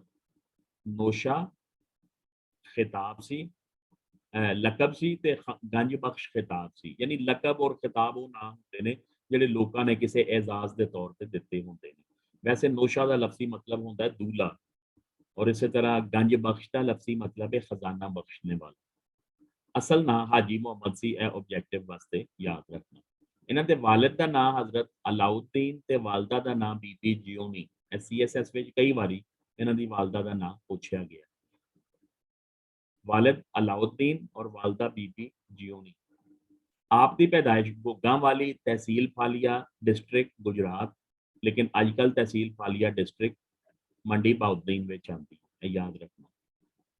ਉਹ ਇਸ ਵਾਸਤੇ ਇਹ ਡਿਸਟ੍ਰਿਕਟ ਨਹੀਂ ਪੁੱਛਦਾ ਇਹਨਾਂ ਦਾ, ਤਹਿਸੀਲੋ ਜ਼ਿਲ੍ਹਾ ਨਹੀਂ ਪੁੱਛਦਾ, ਬਲਕਿ ਸਿਰਫ ਪਿੰਡ ਪੁੱਛਦਾ ਹੈ ਕਿ ਆਪ ਦੀ ਪੈਦਾਇਸ਼ ਕਿਸ ਪਿੰਡ ਵਿੱਚ ਹੋਈ। ਘੁੱਗਾਂ ਵਾਲੀ ਤਹਿਸੀਲ ਫਾਲੀਆ, ਅੱਜਕੱਲ ਜ਼ਿਲ੍ਹਾ ਮੰਡੀ ਬਾਉਦੀਨ। ਔਰ ਇਸਮਤੁल्ला ਜ਼ਾਹਿਦ ਸਾਹਿਬ, ਇਹਨਾਂ ਨੇ ਨੋਸ਼ਾਗੰਜ ਬਖਸ਼ ਦੇ ਫਿਕਰੋ ਫਨ ਉੱਤੇ PhD ਕੀਤੀ ਸੀ। ਇਹਨਾਂ ਦੇ ਮੁਤਾਬਿਕ ਨੋਸ਼ਾਗੰਜ ਬਖਸ਼ ਦਾ ਜੰਮਣ ਵਰਾ ਯਾਨੀ ਤਾਰੀਖ ਪੈਦਾਇਸ਼ 1602 ਹੈ ਔਰ ਵਿਸਾਲ 1691। ਅੱਛਾ ਜੀ, ਇਹਨਾਂ ਦੀ ਇਬਤਦਾਈ ਤਰਬੀਅਤ ਆਪਣੀ ਵਾਲਦਾ ਸਾਹਿਬਾ ਕੋਲੋਂ ਹੀ ਇਹਨਾਂ ਨੇ ਤਾਲੀਮ ਲਈ ਔਰ ਤਰਬੀਅਤ ਕੀਤੀ ਵਾਲਦਾ ਨੇ। ਬਾਅਦ ਵਿੱਚ ਮੋਜ਼ਾ ਕਸਬੇ ਨੂੰ ਕਹਿੰਦੇ ਨੇ, ਛੋਟਾ ਕਸਬਾ, ਜਾਗੋ ਤਾਰੜਾ, ਕਸਬੇ ਦਾ ਨਾਂ ਹੈ ਜਾਗੋ ਤਾਰੜਾ, ਜ਼ਿਲ੍ਹਾ ਗੁਜਰਾਤ ਦੇ ਇੱਕ ਮਦਰਸੇ ਦੇ ਮਸ਼ਹੂਰ ਉਸਤਾਦਾਂ, ਇਹਨਾਂ ਦੇ ਦੋ ਉਸਤਾਦ ਨੇ, ਹਾਫਿਜ਼ ਕਾਇਮੁੱਦੀਨ ਤੇ ਹਾਫਿਜ਼ ਬੋਡਾ। ਇਹਨਾਂ ਕੋਲੋਂ ਇਹਨਾਂ ਨੇ ਕੁਰਾਨ ਪਾਕ ਔਰ ਦੀਗਰ ਉਲੂਮ ਦੀ ਤਾਲੀਮ ਹਾਸਿਲ ਕੀਤੀ। ਉਸ ਤੋਂ ਬਾਅਦ ਜਵਾਨੀ ਵੇਲੇ ਹੀ ਪੰਜਾਬ ਦੇ ਇੱਕ ਵੱਡੇ ਸੂਫੀ ਬਜ਼ੁਰਗ ਹਜ਼ਰਤ ਸੁਲੇਮਾਨ ਨੂਰੀ ਭਲਵਾਲੀ, ਬਲਵਾਲ ਤਹਿਸੀਲ ਹੈ, ਡਿਸਟ੍ਰਿਕਟ ਸਰਗੋਦਾ ਦੇ ਨਾਲ, ਸ਼ਾਹ ਸੁਲੇਮਾਨ ਨੂਰੀ ਭਲਵਾਲੀ ਦੇ ਹੱਥ ਉੱਤੇ ਇਹਨਾਂ ਨੇ ਬੈਤ ਕੀਤੀ ਔਰ ਮੁਰਸ਼ਦ ਕੋਲੋਂ ਇਜਾਜ਼ਤ ਲੈ ਕੇ ਤਹਿਸੀਲ ਫਾਲੀਆ ਵਿੱਚ, ਜ਼ਿਲ੍ਹਾ ਗੁਜਰਾਤ ਵਿੱਚ ਔਰ ਆਸ-ਪਾਸ ਦੇ ਇਲਾਕਿਆਂ ਵਿੱਚ ਤਬਲੀਗ ਦਾ ਕੰਮ ਸ਼ੁਰੂ ਕਰ ਦਿੱਤਾ। ਅੱਛਾ ਜੀ, ਇਹ ਕੁਐਸਚਨ ਆਬਜੈਕਟਿਵ ਵਿੱਚ ਆਂਦਾ ਰਿਹਾ ਪਿਛਲੇ ਨਾ CSS ਦੇ ਪੁਰਾਣੇ ਪੇਪਰਾਂ ਵਿੱਚ ਮੈਂ ਵੇਖਿਆ ਆਬਜੈਕਟਿਵ ਵਿੱਚ, ਤਾਂ ਮੈਂ ਇੱਥੇ ਲਿਖ ਦਿੱਤਾ ਇੱਕ ਮਾਰੂਫ ਫਰਾਂਸੀਸੀ ਮੁਸਤਸ਼ਰਿਕ ਕਹਿੰਦੇ ਨੇ ਓਰੀਐਂਟਲਿਸਟ, ਐਸਾ ਬੰਦਾ ਜਿਹਦੀ ਆਪਣੀ ਮਾਦਰੀ ਜ਼ਬਾਨ ਅੰਗਰੇਜ਼ੀ, ਫਰਾਂਸੀਸੀ, ਡੱਚ, ਜਰਮਨ ਕੋਈ ਵੀ ਹੋਵੇ, ਲੇਕਿਨ ਉਹ ਮਸ਼ਰਕੀ ਜ਼ਬਾਨਾਂ ਵਿੱਚ ਮੁਹਾਰਤ ਰੱਖਦਾ ਹੋਏ, ਮਸ਼ਰਕੀ ਜ਼ਬਾਨ ਔਰ ਮਸ਼ਰਕੀ ਜ਼ਬਾਨਾਂ ਦੇ ਅਦਬ ਬਾਰੇ ਅੱਛੀ ਖਾਸੀ ਜਾਣਕਾਰੀ ਰੱਖਦਾ ਹੋਏ, ਉਹਨੂੰ ਮੁਸਤਸ਼ਰਿਕ ਕਹਿੰਦੇ ਨੇ। ਗਾਰਸਾਂ ਦਤਾਸੀ ਇਹਦਾ ਨਾਂ ਹੈ, ਫਰਾਂਸੀਸੀ ਨਾਂ ਹੈ। ਇਹ ਕਹਿੰਦਾ ਹੈ ਕਿ ਨੋਸ਼ਾਗੰਜ ਬਖਸ਼ ਦੀ ਤਬਲੀਗ ਨਾਲ 2 ਲੱਖ ਗੈਰ ਮੁਸਲਿਮ ਲੋਕ ਮੁਸਲਮਾਨ ਹੋਏ ਸੀ ਔਰ ਇਹਨਾਂ ਦੇ ਮੁਰੀਦਾਂ ਦਾ ਸਿਲਸਿਲਾ ਦਿੱਲੀ ਤੇ ਕਾਬਲ ਤੱਕ ਫੈਲਿਆ ਹੋਇਆ ਸੀ। ਤੇ ਉਹ ਇੱਕ ਇਕੱਲਾ ਬੰਦਾ ਤੇ ਖੈਰ 2 ਲੱਖ ਬੰਦਿਆਂ ਨੂੰ ਡੀਲ ਨਹੀਂ ਕਰ ਸਕਦਾ। ਇਹਨਾਂ ਨੇ ਇੱਕ ਆਪਣਾ ਇੱਕ ਚੇਨ ਸਿਸਟਮ ਜਿਹਾ ਬਣਾਇਆ ਸੀ, ਆਪਣੀਆਂ ਟੀਮਾਂ ਤਸ਼ਕੀਲ ਦਿੱਤੀਆਂ ਸੀ ਔਰ ਉਹਨਾਂ ਨੂੰ ਆਵਾਜ਼ ਜੈਸੇ ਹੋਰ ਮਲਫੂਜ਼ਾਤ ਵਗੈਰਾ ਅਜ਼ਬਰ ਕਰਵਾਏ ਸੀ, ਜਿਹਦੇ ਜ਼ਰੀਏ ਉਹ ਮੁਖਤਲਿਫ ਇਲਾਕਿਆਂ ਵਿੱਚ ਫੈਲ ਗਏ, ਤਬਲੀਗ ਕੀਤੀ ਔਰ ਲੋਕ ਮੁਸਲਮਾਨ ਹੋਣਾ ਸ਼ੁਰੂ ਹੋ ਗਏ। ਸੋ ਇਹ ਵਾਲਾ ਇੰਟਰੋਡਕਸ਼ਨ ਸੀ, ਜਿਹਦੇ ਵਿੱਚ ਤੁਸੀਂ ਸਿਰਫ ਪਹਿਲਾ ਪੈਰਾਗ੍ਰਾਫ ਲਿਖੋਗੇ, ਦੂਸਰੀ ਡਿਟੇਲ ਲਿਖਣ ਦੀ ਜ਼ਰੂਰਤ ਨਹੀਂ। ਦੂਸਰਾ ਪੁਆਇੰਟ, ਮਵਾਜ਼ ਨੋਸ਼ਾ ਪੀਰ ਤੇ ਹੋਰ ਲਿਖਤਾਂ। ਮੈਂ ਅਕਸਰ ਵੇਖਿਆ ਸਟੂਡੈਂਟਸ ਬੱਚੇ ਇਹ ਪੁਆਇੰਟ ਨਹੀਂ ਚੈੱਕ ਕਰਾਉਂਦੇ, ਮਤਲਬ ਕੁਐਸਚਨ ਵਿੱਚ ਲਿਖਦੇ ਹੀ ਨਹੀਂ ਹੈ। ਹਾਲਾਂਕਿ ਇਹ ਬੜਾ ਅੱਛਾ ਇੰਪ੍ਰੈਸ਼ਨ ਹੁੰਦਾ ਹੈ, ਐਗਜ਼ਾਮੀਨਰ ਨੂੰ ਪਤਾ ਲੱਗ ਜਾਂਦਾ ਹੈ ਕਿ ਜਿਸ ਪਰਸਨੈਲਿਟੀ ਦਾ ਪੁੱਛਿਆ ਗਿਆ ਹੈ ਉਹਦੇ ਬਾਰੇ ਇਹਨੂੰ ਅੱਛੀ ਖਾਸੀ ਬੱਚੇ ਨੂੰ ਅੱਛਾ ਖਾਸਾ ਉਹਦੇ ਬਾਰੇ ਇਨਫੋਰਮੇਸ਼ਨ। ਸੋ ਇਹ ਪੁਆਇੰਟਸ ਬਿਲਕੁਲ ਭਾਵੇਂ ਸ਼ਾਰਟ 3-4 ਲਾਈਨਸ ਲਿਖ ਦਿਆ ਕਰੋ, ਲੇਕਿਨ ਲਿਖਿਆ ਜ਼ਰੂਰ ਕਰੋ। ਮਵਾਜ਼ ਨੋਸ਼ਾ ਪੀਰ ਤੇ ਹੋਰ ਲਿਖਤਾਂ, ਜਿਵੇਂ ਮੈਂ ਦੱਸਿਆ ਹੈ ਕਿ ਨੋਸ਼ਾਗੰਜ ਬਖਸ਼ ਸ਼ਾਇਰ ਵੀ ਸੀ, ਇਹਨਾਂ ਦਾ ਦੀਵਾਨ ਮੌਜੂਦ ਹੈ, ਨਸਰ ਨਿਗਾਰ ਵੀ ਸੀ, ਕਈ ਕਿਤਾਬਾਂ ਦੇ ਮੁਸੰਨਫ ਨੇ, ਵਾਇਜ਼ ਨੇ, ਯਾਨੀ ਮੈਂਬਰ ਉੱਤੇ ਬਹਿ ਕੇ ਵਾਜ਼ ਕਰਦੇ ਨੇ। ਵਾਜ਼ ਵਾਓ ਐਨ ਜ਼ੋਏ, ਵਾਜ਼ ਨਸੀਹਤ ਹੁੰਦਾ ਹੈ, ਤੇ ਵਾਓ ਅਲਿਫ ਐਨ ਜ਼ੋਏ, ਵਾਇਜ਼ ਕਹਿੰਦੇ ਨੇ ਨਸੀਹਤ ਕਰਨੇ ਵਾਲੇ ਨੂੰ। ਔਰ ਨਾਲ ਦੇ ਨਾਲ ਮੁਬਲਗ ਇਸਲਾਮ ਵੀ ਸੀ। ਆਪ ਨੇ ਪੰਜਾਬੀ ਵਾਜ਼ ਨਾ ਸਿਰਫ ਇਸਲਾਮ ਦੀ ਤਬਲੀਗ ਤੇ ਸਮਝਾਣੀਆਂ, ਯਾਨੀ ਇਹਨਾਂ ਵਾਜ਼ਾਂ ਦਾ ਇੱਕ ਦੇਸੀ ਨਾਂ ਅਗਰ ਇਹਨੂੰ ਪੰਜਾਬੀ ਟਰਾਂਸਲੇਟ ਕੀਤਾ ਜਾਏ ਤੇ ਇਹਨੂੰ ਸਮਝਾਣੀਆਂ ਕਹਿੰਦੇ ਨੇ। ਇਸਲਾਮ ਦੀ ਤਬਲੀਗ ਔਰ ਸਮਝਾਣੀਆਂ ਤੇ ਹੈ ਹੀ ਨੇ। ਇਸ ਤੋਂ ਇਲਾਵਾ ਕਹਿੰਦਾ ਜਿਹੜੀ ਇਹਨਾਂ ਦੀ ਕਾਬਿਲ ਜ਼ਿਕਰ ਗੱਲ ਹੈ ਉਹ ਇਹਨਾਂ ਦਾ ਪੰਜਾਬੀ ਨਸਰ ਦਾ ਸਭ ਤੋਂ ਕਦੀਮ ਮੁੱਢਲਾ ਬੁਨਿਆਦੀ ਬੇਸਿਕ ਸੋਰਸ ਨੇ। ਇਸਮਤੁल्ला ਜ਼ਾਹਿਦ ਸਾਹਿਬ ਜਿਹਨਾਂ PhD ਕੀਤੀ ਇਹਦੇ ਤੇ, ਉਹ ਕਹਿੰਦੇ ਨੇ ਕਿ ਇਹ ਵਾਜ਼ 1653 ਤੋਂ 1691 ਦੇ ਦਰਮਿਆਨੀ ਅਰਸੇ ਵਿੱਚ ਲਿਖੇ ਗਏ। ਉਹਨਾਂ ਨੇ ਕਿਉਂ ਇਸ ਤਰ੍ਹਾਂ ਕਿਹਾ? ਕਿਉਂਕਿ ਇਹਨਾਂ ਨੇ 1653 ਵਿੱਚ ਬੈਤ ਕੀਤੀ ਸੀ ਸ਼ਾਹ ਸੁਲੇਮਾਨ ਨੂਰੀ ਭਲਵਾਲੀ ਦੇ ਹੱਥ ਤੇ, ਯਾਨੀ ਕਹੋ ਕਿ ਉਹਨਾਂ ਕੋਲੋਂ ਖਿਲਾਫਤ ਲੈ ਕੇ ਦੀਨ ਦੀ ਤਬਲੀਗ ਦਾ ਆਗਾਜ਼ ਉਦੋਂ ਕੀਤਾ ਸੀ। ਇਹ 5 ਵਾਜ਼ ਸੀ ਸਭ ਤੋਂ ਪਹਿਲੇ ਜਿਹੜੇ ਮਿਲੇ ਔਰ ਇਹਨੂੰ ਸੈयद ਸ਼ਰੀਫ ਅਹਿਮਦ ਸ਼ਰਾਫਤ ਨੁਸ਼ਾਹੀ ਨੇ ਮੁਰਤਬ ਕਰਕੇ 1998 ਵਿੱਚ ਛਪਵਾਇਆ। ਇਹ ਵੀ ਯਾਦ ਰੱਖ ਲਓ ਜੀ, ਪੁੱਛ ਸਕਦਾ ਹੈ ਕਿ ਜਿਹੜੇ ਨੋਸ਼ਾਗੰਜ ਬਖਸ਼ ਦੇ ਆਵਾਜ਼ ਨੇ, ਮਵਾਜ਼ ਨੋਸ਼ਾ ਪੀਰ, ਇਹਨੂੰ ਕਿੰਨੇ ਐਡਿਟ ਕੀਤਾ, ਕਿਸ ਬੰਦੇ ਨੇ ਮੁਰਤਬ ਕੀਤਾ? ਸਭ ਤੋਂ ਪਹਿਲੇ ਉਹ ਸੈयद ਸ਼ਰੀਫ ਅਹਿਮਦ ਸ਼ਰਾਫਤ ਨੌਸ਼ਾਹੀ ਸੀ 1968 ਵਿੱਚ ਇਹਨਾਂ ਛਪਵਾਏ ਸੀ ਔਰ ਉਹਦੇ ਵਿੱਚ ਟੋਟਲ 5 ਵਾਜ਼ ਨੇ। ਛੋਟਾ ਜਿਹਾ ਪੰਫਲੇਟ ਟਾਈਪ ਕਿਤਾਬ ਹੈ, ਕਿਤਾਬਚਾ ਜਿਹਾ ਪੰਫਲੇਟ ਕਿਤਾਬੜੀ, ਔਰ ਉਹਦੇ ਸਿਰਫ 55 ਸਫ਼ੇ ਨੇ ਔਰ ਹੈ ਵੀ ਉਹ ਛੋਟੇ ਸਾਈਜ਼ ਦੀ ਕਿਤਾਬ ਹੈ ਜਿਹੜੀਆਂ ਪੁਰਾਣੇ ਜ਼ਮਾਨੇ ਵਿੱਚ ਕਿਤਾਬਾਂ ਹੁੰਦੀਆਂ। ਜਿਹੜਾ ਅੱਜ ਕੱਲ੍ਹ ਸਾਡਾ ਸਟੈਂਡਰਡ ਸਾਈਜ਼ ਹੈ ਨਾ 4-7 ਦੀ ਪੈਮਾਇਸ਼ ਹੁੰਦੀ ਹੈ, ਉਹ ਨਹੀਂ ਹੈ, ਇਹ ਛੋਟਾ ਸਾਈਜ਼ ਹੈ। ਲੇਕਿਨ ਬਾਅਦ ਵਿੱਚ ਜਦੋਂ ਇਸਮਤੁੱਲਾ ਜ਼ਾਹਿਦ ਕੰਮ ਕਰ ਰਹੇ ਸੀ, ਇਹਨਾਂ ਨੂੰ 1978 ਵਿੱਚ ਲਾਹੌਰ ਮਿਊਜ਼ੀਅਮ ਦੀ ਲਾਇਬ੍ਰੇਰੀ ਵਿੱਚੋਂ 6ਵਾਂ ਵਾਜ਼ ਮਿਲਿਆ, ਜਿਹਦਾ ਅਸਲੂਬ, ਜਿਹਦਾ ਸਟਾਈਲ, ਜਿਹਦੀ ਕਦਾਮਤ, ਜਿਹਦਾ ਅੰਦਾਜ਼ੇ ਬਿਆਨ, ਜਿਹਦੀ ਲਿਖਾਈ, ਜਿਹਦੀ ਲੈਂਗੁਏਜ, ਐਕਸੈਂਟ, ਲਹਿਜਾ, ਲਫ਼ਜ਼ ਔਰ ਅੰਦਾਜ਼ ਸਭ ਕੁਝ ਪਿਛਲੇ 5 ਵਾਜ਼ਾਂ ਨਾਲ ਮਿਲਦਾ ਸੀ। ਉਹ ਫਿਰ ਜਿਹੜੇ ਉਹਨਾਂ ਦੇ ਡਾਕੂਮੈਂਟਸ ਸੀ ਮਿਊਜ਼ੀਅਮ ਲਾਇਬ੍ਰੇਰੀ ਵਿੱਚ ਨੌਸ਼ਾਗੰਜ ਬਖਸ਼ ਰਿਲੇਟਡ ਡਾਕੂਮੈਂਟਸ, ਉਹਨਾਂ ਵਿੱਚੋਂ ਇਹ ਵਾਜ਼ ਮਿਲਿਆ ਸੀ। ਉਹਨਾਂ ਫਿਰ ਕੀ ਕੀਤਾ, ਪਿਛਲੇ 5 ਵਾਜ਼ ਲੈ ਕੇ ਔਰ 6ਵਾਂ ਆਪਣਾ ਵਾਜ਼ ਸ਼ਾਮਿਲ ਕਰਕੇ ਇੱਕ ਨਵੀਂ ਕਿਤਾਬ ਛਾਪ ਦਿੱਤੀ ਔਰ ਉਹਦਾ ਨਾਮ ਰੱਖਿਆ ਆਖੇ ਨੌਸ਼ਾ ਕਾਦਰੀ। ਇਹ 96 ਸਫ਼ੇ ਦੀ ਕਿਤਾਬ ਸੀ। ਵਾਜ਼ ਕੀ ਹੁੰਦਾ ਹੈ? ਵਾਜ਼ ਦੀ ਡੈਫੀਨੇਸ਼ਨ ਜ਼ਰੂਰ ਲਿਖਣੀ ਹੈ, ਬੱਚੇ ਨਹੀਂ ਲਿਖਦੇ, ਛੱਡ ਦਿੰਦੇ ਨੇ, ਪਤਾ ਨਹੀਂ ਕਿਉਂ। ਵਾਜ਼ ਦਾ ਲਫ਼ਜ਼ੀ ਮਤਲਬ ਹੈ ਕਹਿਣਾ, ਨਸੀਹਤ ਕਰਨ, ਖਿਤਾਬ ਕਰਨ, ਮਤ ਦੀਆਂ ਗੱਲਾਂ ਦੱਸਣ ਵਗੈਰਾ, ਔਰ ਇਹਦੇ ਵਾਸਤੇ ਦੇਸੀ ਪੰਜਾਬੀ ਨਾ ਸਮਝਾਣੀ ਹੈ। ਵਾਜ਼ਾਂ ਦਾ ਅੰਦਾਜ਼ ਖਿਤਾਬੀ ਨਸਰ ਵਾਲਾ ਹੈ। ਖਿਤਾਬੀ ਨਸਰ ਹੁੰਦੀ ਹੈ ਕਿ ਤੁਹਾਡੇ ਸਾਹਮਣੇ ਆਡੀਅנס ਬੈਠੀ ਹੋਏ, ਤੁਸੀਂ ਉਹਨੂੰ ਮੁਖਾਤਬ ਕਰਕੇ ਲੈਕਚਰ ਦੇ ਅੰਦਾਜ਼ ਵਿੱਚ ਗੱਲਬਾਤ ਕਰ ਰਹੇ ਹੋਵੋ। ਔਰ ਇਹਨਾਂ ਵਾਜ਼ਾਂ ਤੋਂ ਇਹਨਾਂ ਨੂੰ ਪੜ੍ਹ ਕੇ ਇੰਝ ਲੱਗਦਾ ਹੈ ਕਿ ਜਿਵੇਂ ਨੌਸ਼ਾਗੰਜ ਬਖਸ਼ ਕਿਸੇ ਮੌਕੇ ਤੇ ਮੁਰੀਦਾਂ ਜਾਂ ਲੋਕਾਂ ਦੇ ਮਜਮੇ ਦੇ ਸਾਹਮਣੇ ਖੜੇ ਸੀ, ਯਾਨੀ ਸਾਹਮਣੇ ਆਡੀਅנס ਬੈਠੀ ਹੋਈ ਸੀ ਜਾਂ ਆਪ ਮੈਂਬਰ ਤੇ ਤਸ਼ਰੀਫ ਫਰਮਾ ਸੀ ਔਰ ਉਹਨਾਂ ਨੂੰ ਮੁਖਾਤਬ ਕਰਕੇ ਇਹ ਵਾਜ਼ ਇਰਸ਼ਾਦ ਫਰਮਾ ਰਹੇ ਸੀ। ਵਾਜ਼ਾਂ ਦੇ ਅਸਲੂਬ ਤੋਂ ਇਹਨਾਂ ਨੂੰ ਮਲਫੂਜ਼ਾਤ ਜਾਂ ਅਕਵਾਲ ਵੀ ਕਿਹਾ ਜਾ ਸਕਦਾ ਹੁੰਦਾ ਹੈ ਨਾ। ਸੂਫੀਆ ਇਕਰਾਮ ਦੇ ਬਜ਼ੁਰਗਾਂ ਦੇ ਅਕਵਾਲ ਜਾਂ ਸੂਫੀਆ ਇਕਰਾਮ ਦੇ ਮਲਫੂਜ਼ਾਤ ਹੁੰਦੇ ਨੇ, ਯਾਨੀ ਉਹਨਾਂ ਦੀਆਂ ਕਈਆਂ ਸੁਨਹਿਰੀ ਗੱਲਾਂ, ਕਹਿੰਦਾ ਇਹਨਾਂ ਨੂੰ ਅਸੀਂ ਮਲਫੂਜ਼ਾਤ ਜਾਂ ਅਕਵਾਲ ਵੀ ਕਹਿ ਸਕਦੇ ਹਾਂ। ਇਹ ਛੋਟੇ ਛੋਟੇ ਫਿਕਰੇ ਨੇ, ਛੋਟੇ ਛੋਟੇ ਵਾਜ਼ ਨੇ, ਜਿਨ੍ਹਾਂ ਵਿੱਚ ਕੋਈ ਮੁਸ਼ਕਲ, ਕੋਈ ਪੇਚੀਦਾ ਗੱਲ ਨਹੀਂ ਕੀਤੀ ਗਈ, ਕਿਉਂਕਿ ਜਿਹੜੀ ਉਹਨਾਂ ਦੀ ਆਡੀਅנס ਸੀ ਉਹ ਨਵੇਂ ਮੁਸਲਮਾਨ ਹੋ ਰਹੇ ਲੋਕ ਸੀ ਔਰ ਅਨਪੜ੍ਹ ਸੀ।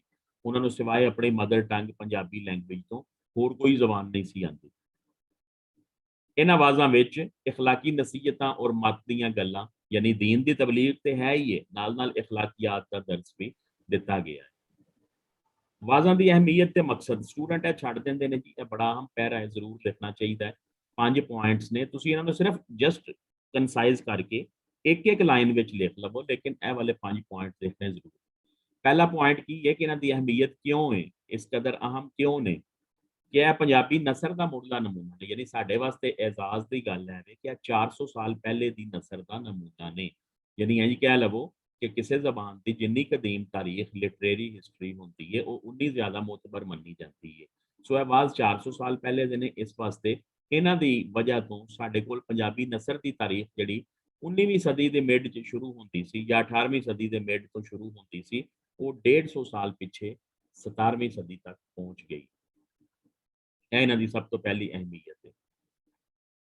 ਵਾਜ਼ਾਂ ਵਿੱਚ ਇਸਲਾਮੀ ਸ਼ਰੀਅਤ ਦੇ ਬੁਨਿਆਦੀ ਮੌਜੂ ਬਿਆਨ ਕੀਤੇ ਗਏ ਨੇ, ਯਾਨੀ ਮਕਸਦ ਕੀ ਸੀ ਇਹਨਾਂ ਦਾ? ਮਕਸਦ ਸੀ ਅਨਪੜ੍ਹ ਲੋਕਾਂ ਨੂੰ, ਪੰਜਾਬੀਆਂ ਨੂੰ, ਗੈਰ ਮੁਸਲਿਮ ਲੋਕਾਂ ਨੂੰ, ਜਹਾਲਤ ਵਿੱਚ ਡੁੱਬੇ ਲੋਕਾਂ ਨੂੰ ਐਡਰੈਸ ਕਰਨਾ। ਸੋ ਇਹਦੇ ਵਿੱਚ ਬੁਨਿਆਦੀ ਸੌਖੀਆਂ ਗੱਲਾਂ ਬਿਆਨ ਕੀਤੀਆਂ ਗਈਆਂ। ਤੀਸਰਾ, ਮੁਗਲ ਬਾਦਸ਼ਾਹ ਅਕਬਰ, ਤੁਹਾਨੂੰ ਪਤਾ ਹੈ ਦੀਨ ਅਕਬਰੀ ਉਹਨੇ ਇਜਾਦ ਕੀਤਾ ਸੀ, ਬਣਾਇਆ ਸੀ।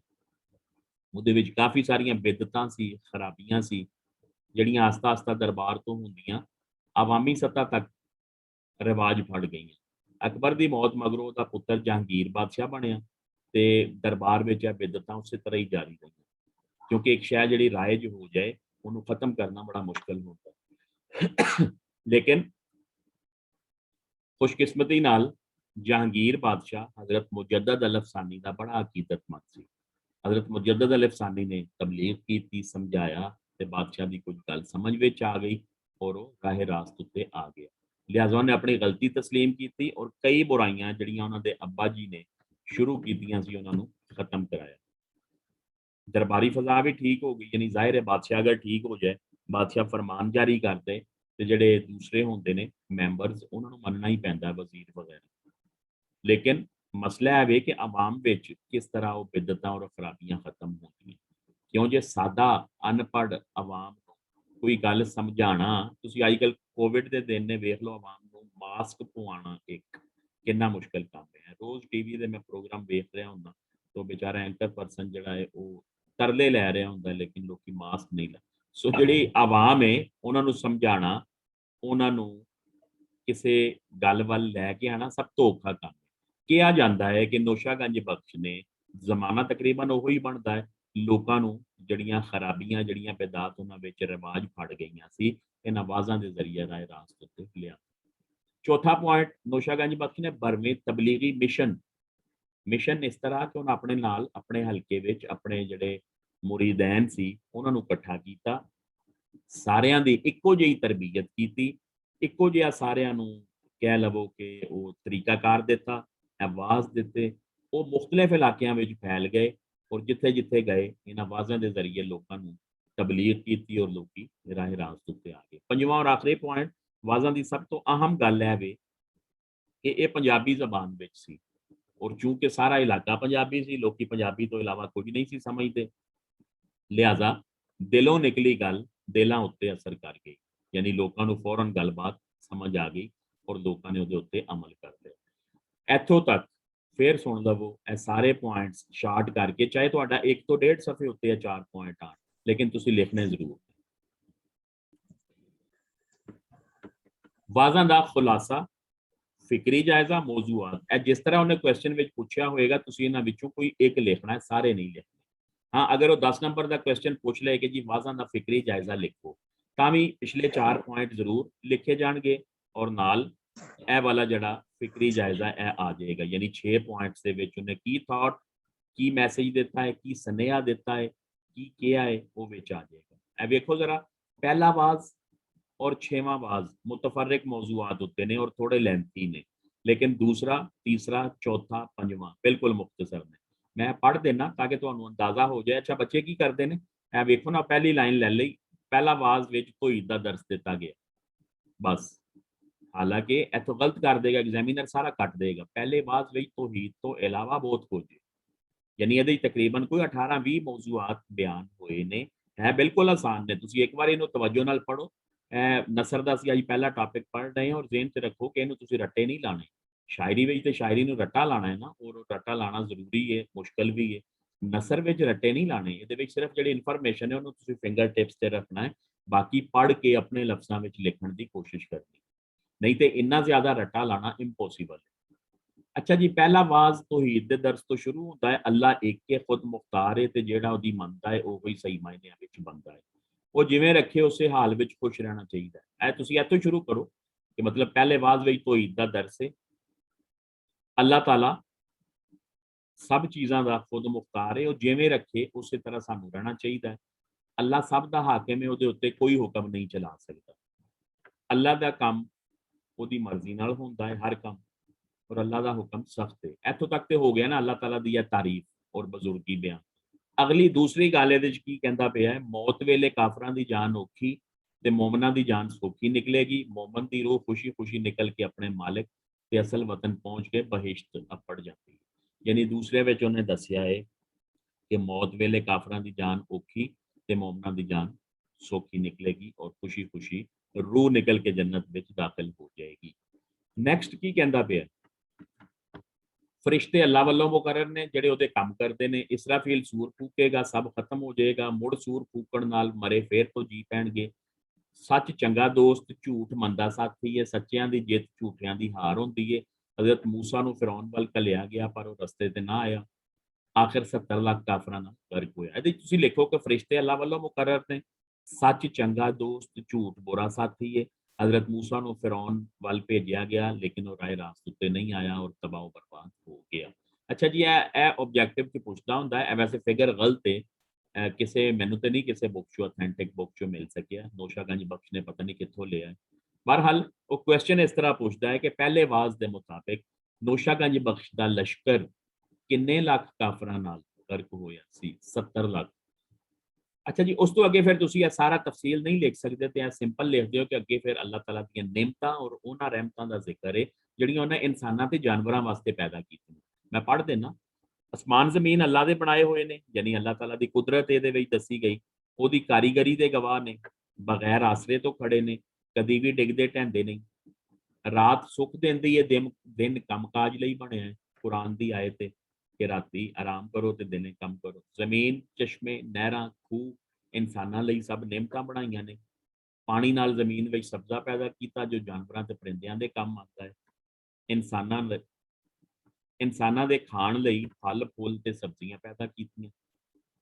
ਬੁਲੰਦੋ ਬਾਲਾ ਪਹਾੜ ਬਣਾਏ। ਸਭ ਕੁਝ ਇਨਸਾਨਾਂ ਜਾਨਵਰਾਂ ਵਾਸਤੇ ਵੀ। ਅੱਲਾ ਦੇ ਹੁਕਮ ਨਾਲ ਕਿਆਮਤ ਆਏਗੀ, ਮੈਦਾਨੇ ਹਸ਼ਰ ਕਾਇਮ ਹੋਏਗਾ। ਚੰਗੇ ਅਮਲਾਂ ਲਈ ਜੰਨਤ, ਬੁਰੇ ਅਮਲਾਂ ਲਈ ਜਹੰਨਮ। ਕਿਆਮਤ ਦੀ ਘੜੀ ਦਾ ਕਿਸੇ ਨੂੰ ਨਹੀਂ ਪਤਾ। ਕੁਰਾਨ ਦਾ ਇਰਸ਼ਾਦ ਹੈ ਹਰ ਵੇਲੇ ਨੇਕ ਅਮਲ ਕਰਕੇ ਤਿਆਰੀ ਵਿੱਚ ਰਹਿਣਾ ਚਾਹੀਦਾ ਹੈ। ਅਖੀਰ ਵਿੱਚ ਫਿਰ ਹਜ਼ਰਤ ਮੂਸਾ ਤੇ ਫਿਰੌਨ ਦੇ ਲਸ਼ਕਰ ਤੇ ਮੌਜਜ਼ਾ ਅਸਾ ਦਾ ਜ਼ਿਕਰ ਕਰਕੇ ਦੱਸਿਆ ਹੈ ਕਿ ਹਜ਼ਰਤ ਮੂਸਾ ਅੱਲਾ ਦੇ ਹੁਕਮ ਨਾਲ ਆਪਣੀ ਉਸ ਅਸਾ ਨਾਲ, ਲਾਠੀ ਨਾਲ ਕੀ ਕੰਮ ਅੰਜਾਮ ਦੇ ਲੈਂਦੇ ਸੀ। ਸੋ ਇਹ ਪਹਿਲਾ ਵਾਅਜ਼ ਜਿਹਦੇ ਵਿੱਚ ਉਹਨੇ ਮੁਖਤਲਿਫ ਮੌਜ਼ੂਆਤ ਬਿਆਨ ਕੀਤੇ ਨੇ। ਦੂਸਰੇ ਵਾਅਜ਼ ਵਿੱਚ ਸਿਰਫ ਇੱਕ ਮੌਜ਼ੂ ਹੈ, ਯਾਨੀ ਦੂਸਰੇ ਵਾਅਜ਼ ਵਿੱਚ ਇਨਸਾਨੀ ਦਿਲ ਦੀ ਸਿਆਹੀ ਔਰ ਇਨਸਾਨੀ ਦਿਲ ਦੀ ਸਿਆਹੀ ਦੇ ਮੁਖਤਲਿਫ ਅਸਬਾਬ ਔਰ ਫਿਰ ਉਹਨੂੰ ਠੀਕ ਕਰਨ ਦਾ ਤਰੀਕਾ ਦੱਸਿਆ। ਇਹਦੇ ਹੀ ਤੁਸੀਂ ਇੰਨਾ ਹੀ ਲਿਖ ਦਿਓ ਤੇ ਕਾਫੀ ਹੋ ਜਾਏਗਾ। ਲੇਕਿਨ ਮੈਂ ਖੁਲਾਸਾ ਦੱਸਣਾ ਤੁਹਾਨੂੰ। ਇੱਕ ਨੋਸ਼ਾਗੰਜ ਬਖਸ਼ ਸਾਹਿਬ ਲੋਕਾਂ ਨੂੰ ਜਿਹੜੇ ਉਹਨਾਂ ਦੇ ਮੁਖਾਤਬੀਨ ਨੇ ਮੁਖਾਤਬ ਕਰਕੇ ਕਹਿ ਰਹੇ ਨੇ ਕਿ ਇੱਕ ਬੁਰਾਈ ਕਰਨ ਨਾਲ ਇਨਸਾਨ ਦਾ ਦਿਲ ਸਿਆਹ ਹੋ ਜਾਂਦਾ ਹੈ ਔਰ ਹਰ ਇੱਕ ਬੁਰੇ ਕੰਮ ਨਾਲ ਦਿਲ ਉੱਤੇ ਇੱਕ ਕਾਲਾ ਡਾਟ ਲੱਗਦਾ ਜਾਂਦਾ ਹੈ। ਫਿਰ ਜੇ ਬੰਦਾ ਮੁਸਲਸਲ ਬੁਰੇ ਕੰਮ ਕਰਦਾ ਰਿਹਾ, ਸਮਝਾਉਣ ਦਾ ਇੱਕ ਅੰਦਾਜ਼ ਹੈ, ਮੁਸਲਸਲ ਬੁਰੇ ਕੰਮ ਕਰਦਾ ਰਹੇ, ਮੁਸਲਸਲ ਡਾਟਸ ਲੱਗਦੇ ਰਹਿਣ ਤੇ ਉਹ ਡਾਟਸ ਮਿਲ ਕੇ ਇੱਕ ਵਕਤ ਐਸਾ ਆਏਗਾ ਕਿ ਦਿਲ ਮੁਕੰਮਲ ਤੌਰ ਤੇ ਸਿਆਹ ਤੇ ਲੋਹੇ ਤਰ੍ਹਾਂ ਸਖਤ ਹੋ ਜਾਏਗਾ। ਔਰ ਇੰਜ ਦੇ ਲੋਕ ਜਿਨ੍ਹਾਂ ਦਾ ਸਿਆਹ ਹੋ ਗਿਆ ਦਿਲ, ਪੱਥਰ ਦਿਲ ਹੋ ਗਏ, ਉਹ ਦੋਜ਼ਖ ਦਾ ਬਾਲਣ ਬਣਨਗੇ ਔਰ ਹਮੇਸ਼ਾ ਅੱਗ ਵਿੱਚ ਸੜਨਗੇ। ਲੇਕਿਨ ਨਾਲ ਹੀ ਫਿਰ ਅੱਗੋਂ ਸੁਣਨ ਵਾਲਿਆਂ ਨੂੰ ਪਹਿਲੇ ਡਰਾਇਆ ਹੈ ਉਹ ਫਿਰ ਬਾਅਦ ਵਿੱਚ ਸਮਝਾ ਕੀ ਰਹੇ ਨੇ। ਅਗਰ ਬੰਦਾ ਸਿਆਹ ਦਿਲ ਬੰਦਾ ਸੱਚਿਆਂ ਤੇ ਨੇਕ ਲੋਕਾਂ ਦੀ ਸੋਬਤ ਇਖਤਿਆਰ ਕਰ ਲਏ, ਆਪਣੇ ਦਿਲ ਨੂੰ ਸਾਫ਼ ਕਰ ਲਏ ਤੇ ਉਹ ਫਿਰ ਤੋਂ ਇੰਜ ਦਾ ਹੋ ਜਾਂਦਾ ਹੈ ਭਈ ਆਪਣੇ ਆਪ ਨੂੰ ਪਛਾਣ ਕੇ ਮਾਲਕੇ ਹਕੀਕੀ ਨੂੰ ਵੀ ਪਛਾਣਦਾ। ਠੀਕ ਹੈ ਜੀ। ਯਾਨੀ ਇਹ ਨਹੀਂ ਕਿਹਾ ਕਿ ਜਿਹੜਾ ਕਾਲਾ ਦਿਲ ਇੱਕ ਵਾਰੀ ਹੋ ਗਿਆ ਉਹ ਕਦੀ ਠੀਕ ਨਹੀਂ ਹੋ ਸਕਦਾ। ਸੋ ਦੱਸਿਆ ਗਿਆ ਕਿ ਤੌਬਾ ਦੇ ਦਰਵਾਜ਼ੇ ਹਰ ਵੇਲੇ ਖੁੱਲੇ ਨੇ। ਇਨਸਾਨ ਨੂੰ ਆਪਣੀ ਆਖਰਤ ਨੂੰ ਮੱਦੇਨਜ਼ਰ ਰੱਖ ਕੇ ਅਗਰ ਉਹਦੇ ਕੋਲੋਂ ਕੋਈ ਖਤਾਵਾਂ ਸਰਜ਼ਰਦ ਹੋਈਆਂ ਵੀ ਨੇ ਤਾਂ ਉਹਨਾਂ ਦੀ ਮਾਫੀ ਮੰਗ ਲਵੇ ਤੇ ਉਹਦੀਆਂ ਉਹ ਸਾਰਾ ਜਿਹੜਾ ਦਿਲ ਕਾਲਾ ਹੋਇਆ ਹੈ ਠੀਕ ਹੋ ਜਾਏਗਾ। ਤੀਸਰੇ ਬਾਅਦ ਵਿੱਚ ਵੀ ਇੱਕ ਹੀ ਮੌਜੂ ਹੈ ਜੀ, ਸੱਚ ਤੇ ਝੂਠ ਦੀ ਅਹਿਮੀਅਤ। ਯਾਨੀ ਸੱਚੇ ਲੋਕਾਂ ਦੀ ਸੋਬਤ ਨਾਲ ਕੀ ਹੁੰਦਾ ਹੈ ਔਰ ਬੁਰੇ ਲੋਕਾਂ ਦੀ ਸੋਬਤ ਨਾਲ ਬੰਦੇ ਨੂੰ ਕੀ ਨੁਕਸਾਨ ਉਠਾਉਣਾ ਪੈਂਦਾ। ਸੋ ਉਹਦਾ ਖੁਲਾਸਾ ਹੈ, ਇੱਕ ਲਾਈਨ ਹੈ, ਸਭ ਕਹਾਣੀਆਂ ਆਪਣੀ ਜਗ੍ਹਾ ਪਰ ਅਸਲ ਹਕੀਕਤ ਹੈ ਵੇ ਕਿ ਇਹ ਬੰਦੇ ਸੱਚ ਮੰਨ, ਸੱਚਿਆਂ ਨਾਲ ਰਲ, ਸੱਚਿਆਂ ਨਾਲ ਦਿਲ ਲਾ, ਸੱਚ ਕਹਿ, ਸੱਚ ਸੁਣ, ਸੱਚ ਜਾਣ, ਸੱਚ ਪਛਾਣ ਤੇ ਝੂਠ ਤੋਂ ਮੂੰਹ ਫੇਰ। ਇਹ ਜੀ ਤੀਸਰਾ ਵਾਜ਼ ਇੱਕੋ ਹੀ ਮੌਜੂ ਹੈ। ਚੌਥਾ ਵਾਜ਼ ਵੀ ਆਸਾਨ ਹੈ, ਕੋਈ ਮੁਸ਼ਕਲ ਨਹੀਂ ਹੈ। ਇਹਦਾ ਮੌਜੂ ਅੱਲਾਹ ਤਾਲਾ ਔਰ ਅੱਲਾਹ ਵਾਲਿਆਂ ਤੇ ਅੱਲਾਹ ਤਾਲਾ ਦੀ ਅਤਾਤ ਕਰਨ ਵਾਲਿਆਂ ਬਾਰੇ ਵੇ। ਇਹ ਵਾਲਾ ਵਾਜ਼ ਜਿਨ੍ਹਾਂ ਨੇ ਅੱਲਾਹ ਤਾਲਾ ਦੀ ਅਤਾਤ ਕੀਤੀ, ਫਰਮਾ ਬਰਦਾਰੀ ਕੀਤੀ, ਉਹ ਕੀ ਨਾਮੋ ਇਕਰਾਮ ਹੋਏ ਔਰ ਜਿਨ੍ਹਾਂ ਅੱਲਾਹ ਤਾਲਾ ਦੀ ਨਾਫਰਮਾਨੀ ਕੀਤੀ ਉਹਨਾਂ ਨੂੰ ਕਿਸ ਤਰ੍ਹਾਂ ਤਬਾਹ ਬਰਬਾਦ ਕੀਤਾ ਗਿਆ। ਇਹਦੇ ਵਿੱਚ ਉਹਨਾਂ ਨੇ ਮਿਸਾਲ ਦੇ ਤੌਰ ਤੇ ਵਾਕਿਆ ਕੁਰਾਨੀ हजरत साले पैगंबर ते कौम समूद का वाकया बयान किया। कुरानी वाकये ਨੂੰ ਇਸ ਬਾਤ ਵਿੱਚ ਤਲਮੀਜ਼ ਦੇ ਤੌਰ ਤੇ ਬਿਆਨ ਕੀਤਾ ਗਿਆ ਹੈ। हजरत साले पैगंबर ਨੇ ਕੌਮ ਸਮੂਦ ਨੂੰ ਕੁਫਰ ਤੋਂ ਮਨਾ ਕੀਤਾ ਪਰ ਉਸ ਸਰਕਸ਼ ਤੇ ਬਾਗੀ ਕੌਮ ਨੇ ਵਡਿਆਈ ਤੇ ਗਰੂਰ ਦੀ ਵਜ੍ਹਾ ਤੋਂ ਪੈਗੰਬਰ ਦੇ ਨਾਮ ਦੇ ਫਰਮਾਨ ਨੂੰ ਕੁਝ ਨਾ ਜਾਣਿਆ, ਸਗੋਂ ਨਬੀ ਨੂੰ ਤੰਗ ਕੀਤਾ, ਛੇੜਿਆ ਤੇ ਦੁੱਖ ਦੇਣ ਦੇ ਨਾਲ-ਨਾਲ ਉਹਨਾਂ ਦੇ ਦੁਸ਼ਮਣ ਬਣ ਗਏ। ਔਰ ਉਹਨਾਂ ਨੇ ਕੀ ਕਬਾਹਤ ਕੀਤੀ ਕਿ ਅੱਲਾਹ ਤਾਲਾ ਨੇ ਊਂਟਨੀ ਪੱਥਰ ਵਿੱਚੋਂ ਪੈਦਾ ਕੀਤੀ ਸੀ, ਨਬੀ ਦਾ ਮੌਜਜ਼ਾ ਸੀ। ਉਸ ਊਂਟਨੀ ਨੂੰ, ਉਸ ਡਾਚੀ ਨੂੰ ਜਿਹਦੇ ਉੱਤੇ ਆਪ ਸਵਾਰੀ ਕਰਦੇ ਸਨ, ਜ਼ਬਾ ਕਰਕੇ ਖਾ ਗਏ ਤਾਂ ਜੇ ਨਬੀ ਪਰੇਸ਼ਾਨ ਹੋ ਗਏ। ਸਿਰਫ ਇਸ ਗੱਲ ਦੀ ਵਜ੍ਹਾ ਤੋਂ ਅੱਲਾਹ ਤਾਲਾ ਦੀ ਰਹਿਮਤ ਜੋਸ਼ ਵਿੱਚ ਆ ਗਈ। ਨਬੀ ਨਾਲ ਇਸ ਮੁਖਾਲਫਤ ਦੀ ਵਜ੍ਹਾ ਤੋਂ ਉਸ ਕੌਮ ਦੇ ਛੋਟਿਆਂ ਵੱਡਿਆਂ, ਔਰਤਾਂ ਮਰਦਾਂ ਸਭ ਉੱਤੇ ਅਜ਼ਾਬ ਨਾਜ਼ਲ ਹੋਇਆ ਔਰ ਸਭ ਕੁਝ ਤਬਾਹ ਬਰਬਾਦ ਹੋ ਗਿਆ। ਲਿਹਾਜ਼ਾ ਕਦੀ ਵੀ ਅੱਲਾਹ ਤਾਲਾ ਦੇ ਮੁਕਰਰਬ ਬੰਦਿਆਂ ਦੀ ਮੁਖਾਲਫਤ ਮੋਲ ਨਹੀਂ ਲੈਣੀ ਚਾਹੀਦੀ, ਸਗੋਂ ਰੱਬ ਦੀ ਜ਼ਾਤ ਨੂੰ ਹਰਫੇ ਕੁੱਲ ਤੇ ਹਰਫੇ ਆਖਰ ਮੰਨ ਕੇ ਉਹਦਾ ਕਲਮਾ ਪੜ੍ਹਨਾ ਚਾਹੀਦਾ ਹੈ, ਲਾ ਇਲਾਹਾ ਇल्लल्लाह ਮੁਹੰਮਦੁਰ ਰਸੂਲੁल्लाह। ਆਬਜੈਕਟਿਵ ਦਾ ਸਵਾਲ ਕਿਹੜੇ ਵਾਜ਼ ਵਿੱਚ ਕਲਮਾ ਤੈयबा यानी पहला कलमा मुकम्मल आया है। चौथा वाज, पंजवां वाज बिल्कुल छोटा जिहा जी, असल वाज सिर्फ 3 लाइनां दा। अच्छा इन्हां दा ना वाज़ां दा अगर तुसीं असल टैक्सट पढ़ना चाहो ਜਿਹੜੀ 400 ਸਾਲ ਪਹਿਲੇ ਦੀ ਲੈਂਗੁਏਜ ਸੀ ਜਾਂ ਐਕਸੈਂਟ ਸੀ, ਤੇ ਇਸੇ ਹੀ ਟਾਪਿਕ ਦੇ ਐਂਡ ਵਿੱਚ ਐਡੀਸ਼ਨਲ ਮਟੀਰੀਅਲ ਵਿੱਚ ਲਿਖਿਆ ਹੋਇਆ। ਵੈਸੇ ਉਹ ਜ਼ਰੂਰੀ ਨਹੀਂ ਹੈ, ਉਹਦੀ ਲੋੜ ਨਹੀਂ, ਮਤਲਬ ਮੈਂ ਉਹਨਾਂ ਆਵਾਜ਼ਾਂ ਨੂੰ ਆਸਾਨ ਲਫ਼ਜ਼ਾਂ ਵਿੱਚ ਹੈ ਸਮਰਾਈਜ਼ ਕਰਕੇ ਲਿਖ ਦਿੱਤਾ ਹੈ। ਲੇਕਿਨ ਅਗਰ ਤੁਸੀਂ ਪੜ੍ਹ ਲਵੋ ਇੱਕ ਵਾਰੀ ਤੇ ਤੁਹਾਨੂੰ ਪਤਾ ਲੱਗ ਜਾਏਗਾ ਕਿ ਸਟਾਈਲ ਔਰ ਅੰਦਾਜ਼ ਉਹਦਾ ਕਿਸ ਕਿਸਮ ਦਾ ਸੀ। ਅੱਗੇ ਜਿਹੜੀਆਂ ਫਨੀ ਖੂਬੀਆਂ ਨੇ ਉਹਨਾਂ ਵਿੱਚ ਮੈਂ ਕਿਤੇ ਕਿਤੇ ਮਿਸਾਲਾਂ ਦਿੱਤੀਆਂ ਨੇ, ਮੈਂ ਉੱਥੋਂ ਤੁਹਾਨੂੰ ਪੜ੍ਹ ਕੇ ਦੱਸਣਾ। ਪੰਜਵਾਂ ਵਾਜ਼ ਅਸਲ ਵਿੱਚ ਸਿਰਫ 2.5 ਲਾਈਨ ਦਾ ਹੈ, ਉਹਨੂੰ ਥੋੜਾ ਐਲੈਬੋਰੇਟ ਮੈਂ ਕੀਤਾ ਹੈ ਤੇ ਲੰਬਾ ਹੋ ਗਿਆ। ਇਸ ਵਾਜ਼ ਵਿੱਚ ਇਸਲਾਮੀ ਅਹਿਕਾਮਾਤ ਉੱਤੇ ਜ਼ਬਾਨ ਨਾਲ ਤੇ ਦਿਲੋਂ ਬਜਾਨੋ ਈਮਾਨ ਲਿਆਉਣ ਦਾ ਜ਼ਿਕਰ ਮਿਲਦਾ ਹੈ।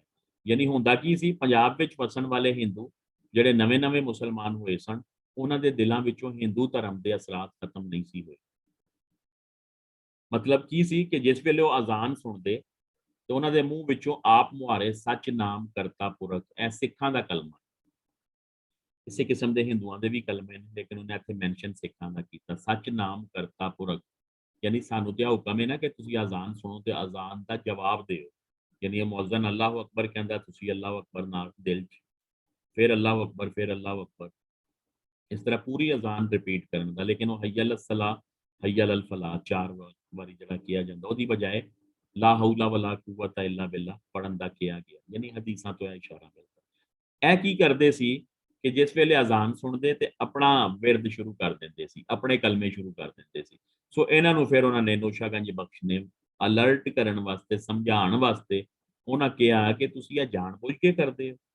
ਜਦੋਂ ਉਹਨਾਂ ਕੋਲੋਂ ਇਸ ਹਿੰਦੂਆਨਾ ਕਲਮੇ ਬਾਰੇ ਪੁੱਛਿਆ ਜਾਂਦਾ ਕਿ ਕੀ ਤੁਸੀਂ ਹਾਲੇ ਵੀ ਇਹਦੇ ਉੱਤੇ ਯਕੀਨ ਰੱਖਦੇ ਹੋ, ਤੇ ਉਹ ਕਹਿੰਦੇ ਕਿ ਨਹੀਂ, ਸਾਡੇ ਮੂੰਹ ਵਿੱਚੋਂ ਆਪੇ ਹੀ ਇਹ ਅਲਫਾਜ਼ ਅਦਾ ਹੋ ਜਾਂਦੇ ਨੇ।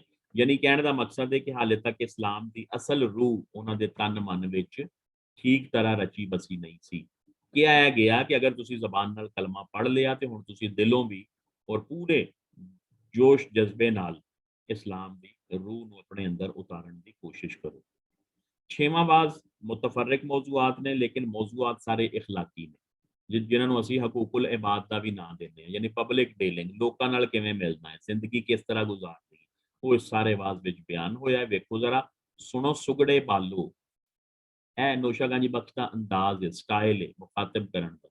ਤੁਹਾਡੇ ਸਾਹਮਣੇ ਕਲਾਸ ਪੂਰੀ ਬੈਠੀ ਹੋਏ ਨਾ, ਜਾਂ ਕੋਈ ਆਡੀਅנס ਬੈਠੀ ਹੋਏ, ਤੁਸੀਂ ਉਹਨੂੰ ਸੈਲਫ ਰਿਸਪੈਕਟ ਨਹੀਂ ਨਾ ਦਿਓਗੇ, ਉਹਨੂੰ ਤੁਸੀਂ ਇਹਤਰਾਮ ਨਾਲ ਮੁਖਾਤਬ ਨਹੀਂ ਕਰੋਗੇ ਤਾਂ ਤੁਹਾਡੀ ਗੱਲ ਨਹੀਂ ਸੁਣਨਗੇ, ਉੱਠ ਕੇ ਚਲੇ ਜਾਣਗੇ। ਤੁਸੀਂ ਘਰ ਕਿਸੇ ਬੱਚੇ ਨੂੰ ਵੀ ਆਵਾਜ਼ ਮਾਰੋ ਨਾ ਤੇ ਉਹ ਬਦਤਮੀਜ਼ੀ ਨਾਲ ਅਗਰ ਬੁਲਾਓਗੇ, ਬੱਚਾ ਵੀ ਤੁਹਾਡੀ ਗੱਲ ਨਹੀਂ ਸੁਣੇਗਾ। ਸੋ ਇਹ ਵੇਖੋ, ਹਾਲਾਂਕਿ ਅੱਗੇ ਬੈਠੀ ਆਡੀਅנס ਕੋਈ ਛੋਟੇ ਬਾਲ ਨਹੀਂ ਸੀ, ਹੈ ਬਾਲ ਬੱਚੇ ਨੂੰ ਕਹਿੰਦੇ ਨੇ, ਸਿਆਣੇ ਬੁੱਢੇ ਲੋਕ ਬੈਠੇ ਸੀ, ਲੇਕਿਨ ਇੱਕ ਅੰਦਾਜ਼ ਹੈ, ਸੁਣੋ ਪਿਆਰੇ ਬੱਚੋ। ਸੁਗੜੇ ਕਹਿੰਦੇ ਨੇ ਸਿਆਣੇ ਨੂੰ, ਅੱਛੇ ਮੈਨਰਸ ਜਿਹਦੇ ਵਿੱਚ ਹੋਣ। ਦਰਵੇਸ਼ ਨੋਸ਼ਾ ਦੀ ਮੱਤ, ਦਰਵੇਸ਼ ਨੋਸ਼ਾ ਕੀ ਮੱਤ ਦੇ ਰਿਹਾ ਹੈ ਕਿ ਸਭ ਵਡਿਆਈਆਂ ਤੋਂ ਵੱਡੀ ਗੱਲ ਅੱਲਾ ਦੀ ਤੌਹੀਦ ਦਾ ਇਕਰਾਰ ਤੇ ਉਹਦੇ ਬੰਦਿਆਂ ਨਾਲ ਪਿਆਰ ਹੈ। ਨੇਕ ਬੰਦਿਆਂ ਦੀਆਂ ਨਸੀਹਤਾਂ ਉੱਤੇ ਅਮਲ ਕੀਤਿਆਂ ਬੰਦਾ ਸੌਖਾ ਹੁੰਦਾ ਹੈ, ਸੁੱਖ ਪਾਉਂਦਾ ਹੈ ਤੇ ਦੁੱਖ ਤੋਂ ਨਿਜਾਤ ਮਿਲਦੀ ਫਰਮਾਉਂਦੇ ਨੇ। ਹੁਣ ਇਹ ਜੀ, ਇਹ ਰੋਜ਼ਮਰਰਾ ਜ਼ਿੰਦਗੀ ਗੁਜ਼ਾਰਨ ਵਾਸਤੇ ਸਾਡੇ ਵਰਗੇ ਲੋਕਾਂ ਵਾਸਤੇ ਨਸੀਹਤਾਂ ਨੇ। ਕਿਸੇ ਨੂੰ ਬੁਰਾ ਨਾ ਕਹਿਣਾ ਆਮ ਜਿਹੀ ਗੱਲ ਹੈ, ਰੋਜ਼ਮਰਰਾ ਦੀਆਂ ਗੱਲਾਂ ਸਾਨੂੰ ਸਭ ਨੂੰ ਪਤਾ ਨੇ, ਕਰੀਏ ਭਾਵੇਂ ਨਾ, ਇੰਪਲੀਮੈਂਟ ਭਾਵੇਂ ਅਸੀਂ ਨਹੀਂ ਕਰ ਸਕਦੇ ਇਹਨਾਂ ਨੂੰ ਆਪਣੀ ਜ਼ਿੰਦਗੀ ਵਿੱਚ, ਲੇਕਿਨ ਪਤਾ ਸਾਨੂੰ ਸਭ ਨੂੰ ਹੈ, ਇਹਦੇ 'ਚ ਕੋਈ ਨਵੀਂ ਗੱਲ ਨਹੀਂ। ਕਿਸੇ ਨੂੰ ਦੁੱਖ ਨਾ ਦੇਣਾ, ਰਾਜ਼ੀ ਬਰ ਰਜ਼ਾ ਰਹਿਣਾ, ਯਾਨੀ ਅੱਲਾ ਦੀ ਮਰਜ਼ੀ ਵਿੱਚ ਰਾਜ਼ੀ ਰਹਿਣਾ, ਬਿਮਾਰਾਂ ਦੀ ਖਿਦਮਤ ਕਰਨਾ, ਭੁੱਖਿਆਂ ਨੂੰ ਪੇਟ ਭਰ ਖਵਾਉਣਾ, ਨੰਗਿਆਂ ਨੂੰ ਕੱਜਣਾ, ਹਰ ਕਿਸੇ ਦਾ ਭਲਾ ਕਰਨਾ, ਲਾਲਚ ਤੋਂ ਬਚਣਾ, ਗਰੂਰ ਤਕੱਬਰ ਤੋਂ ਦੂਰ ਰਹਿਣਾ, ਆਜਜ਼ੀ ਇਖਤਿਆਰ ਕਰਨਾ, ਮਾੜਿਆਂ ਉੱਤੇ ਜ਼ੁਲਮ ਨਹੀਂ ਕਰਨਾ, ਸ਼ੇਖੀ ਨਹੀਂ ਮਾਰਨੀ, ਕਿਸੇ ਨਾਲ ਜ਼ਿਆਦਤੀ ਨਹੀਂ ਕਰਨੀ, ਫਕੀਰੀ ਭੇਸ ਵਿੱਚ ਜ਼ਿੰਦਗੀ ਗੁਜ਼ਾਰਨੀ, ਮਹਿਮਾਨ ਨੂੰ ਖਾਣਾ ਖਵਾਉਣਾ, ਉਧਾਰ ਨਹੀਂ ਚੁੱਕਣਾ, ਆਇਆ ਵੰਡ ਕੇ ਖਾਣਾ, ਨਿੱਕੇ ਵੱਡੇ ਨਾਲ, ਮਾੜੇ ਤਗੜੇ ਨਾਲ ਇੱਕੋ ਜਿਹਾ ਸਲੂਕ ਕਰਨਾ, ਯਾਨੀ ਡਿਸਕ੍ਰਿਮੀਨੇਸ਼ਨ ਨਹੀਂ ਕਰਨੀ, ਸਾਈਂ ਤੋਂ ਹਰ ਪਲ ਮੰਗਣਾ, ਅੱਲਾ ਤੋਂ ਵੱਡਾ ਕਿਸੇ ਨੂੰ ਨਾ ਜਾਣਨਾ, ਬੁਰੇ ਦੀ ਸੋਬਤ ਤੋਂ ਬਚਣਾ, ਮਹਿਮਾਨ ਦੀ ਇੱਜ਼ਤ ਕਰਨਾ ਤੇ ਆਪਣੀ ਵਡਿਆਈ ਯਾਨੀ ਮੈਂ ਤੋਂ ਬਚਣਾ, ਹਰਦਮ ਅੱਲਾ ਅੱਲਾ ਕਰਨਾ ਤੇ ਮੁਰਸ਼ਦ ਦੀ ਕਦਰ ਕਰਨਾ। ਇਹ ਜੀ ਵਾਜ਼ੇ, ਇਹ ਉਹ ਗੱਲਾਂ ਨੇ ਜਿਹੜੀਆਂ 5-7 ਤੁਸੀਂ ਆਰਾਮ ਨਾਲ ਵਿੱਚ ਲਿਖ ਸਕੋਗੇ, ਕੋਈ ਇਸ਼ੂ ਨਹੀਂ। ਐਂਡ ਹੈ ਫਾਰਸੀ जुमले ਤੇ ਕਰਦੇ ਪਏ ਨੇ, फ़क्र मा यकीन अस्त, मेरा फ़क्र अल्लाह ताला की ज़ात में यकीन है।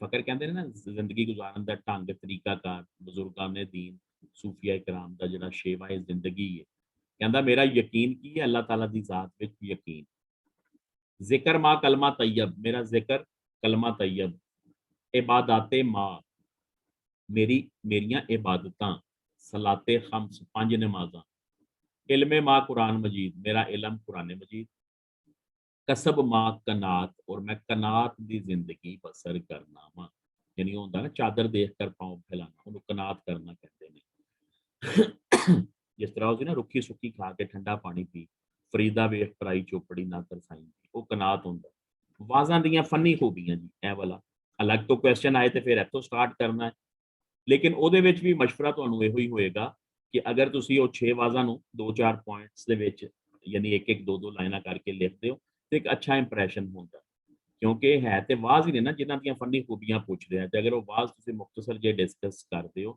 ਤੇ ਕੋਈ ਹਰਜ ਨਹੀਂ ਹਾਂਜੀ ਅਫਜ਼ਲ ਅਸਲਮ ਕੀ ਕਹਿ ਰਹੇ सर जी आखिरी पॉइंट डिफाइन कर दिया जाए कसब मां कनात कि मेरा कसब तरीकाकार जिंदगी गुजारन ਦਾ ਤਰੀਕਾ ਕਨਾਤ ਅੱਲਾਹ ਤਾਲਾ ਦੀ ਜ਼ਾਤ ਵਿੱਚ ਭਰੋਸਾ ਯਾਨੀ ਅੱਲਾਹ ਤਾਲਾ ਨੇ ਜਿੰਨਾ ਦਿੱਤਾ ਹੈ ਉਹਦੇ ਵਿੱਚ ਹੀ ਰਹਿਣਾ ਉਹਦੇ ਮੁਤਾਬਿਕ ਹੀ ਜ਼ਿੰਦਗੀ ਬਸਰ ਕਰਨਾ ਨਾ ਸ਼ੁਕਰੀ ਨਹੀਂ ਕਰਨੀ ਸ਼ੁਕਰ ਅਦਾ ਕਰਨਾ ਵਾਜ਼ਾਂ ਦੀਆਂ ਫਨੀ ਖੂਬੀਆਂ ਕੋਈ ਵੀ ਜਿਹੜਾ ਫਨ ਪਾਰਾ ਹੈ ਉਹ ਇੱਕ ਤਰ੍ਹਾਂ ਦਾ ਇਸ਼ੂ ਮਕਸਦ ਹੋ ਗਿਆ ਨਾ ਸਾਡੇ ਸਾਹਮਣੇ ਆ ਗਿਆ ਕਿ ਉਹਨੇ ਇਹ ਲਿਖਿਆ ਸੀ ਲੋਕਾਂ ਨੂੰ ਤਬਲੀਗ ਕਰਨ ਵਾਸਤੇ ਹੁਣ ਅਸੀਂ ਵੇਖਣਾ ਹੈ ਕਿ ਸਾਨੂੰ ਪੰਜਾਬੀ ਦੇ ਹਵਾਲੇ ਨਾਲ ਪੰਜਾਬੀ ਲਿਟਰੇਚਰ ਦੇ ਹਵਾਲੇ ਨਾਲ ਇਹਨਾਂ ਦਾ ਕੋਈ ਲਿਟਰੇਰੀ ਮੁਕਾਮ ਹੈ ਜਾਂ ਸਾਡੀ ਪੰਜਾਬੀ ਨਸਰ ਵਿੱਚ ਇਹਨਾਂ ਵਾਜ਼ਾਂ ਦੇ ਜ਼ਰੀਏ ਕੋਈ ਐਡੀਸ਼ਨ ਹੋਇਆ ਕੋਈ ਇਜ਼ਾਫਾ ਹੋਇਆ ਉਹ ਚੀਜ਼ਾਂ ਤੇ ਡਿਸਕਸ ਕਰਨੀ ਪੰਜਾਬੀ ਨਸਰ ਦਾ ਮੁੱਢਲਾ ਨਮੂਨਾ ਹੈ ਗੱਲ ਤੇ ਤੈਅ ਹੋ ਗਈ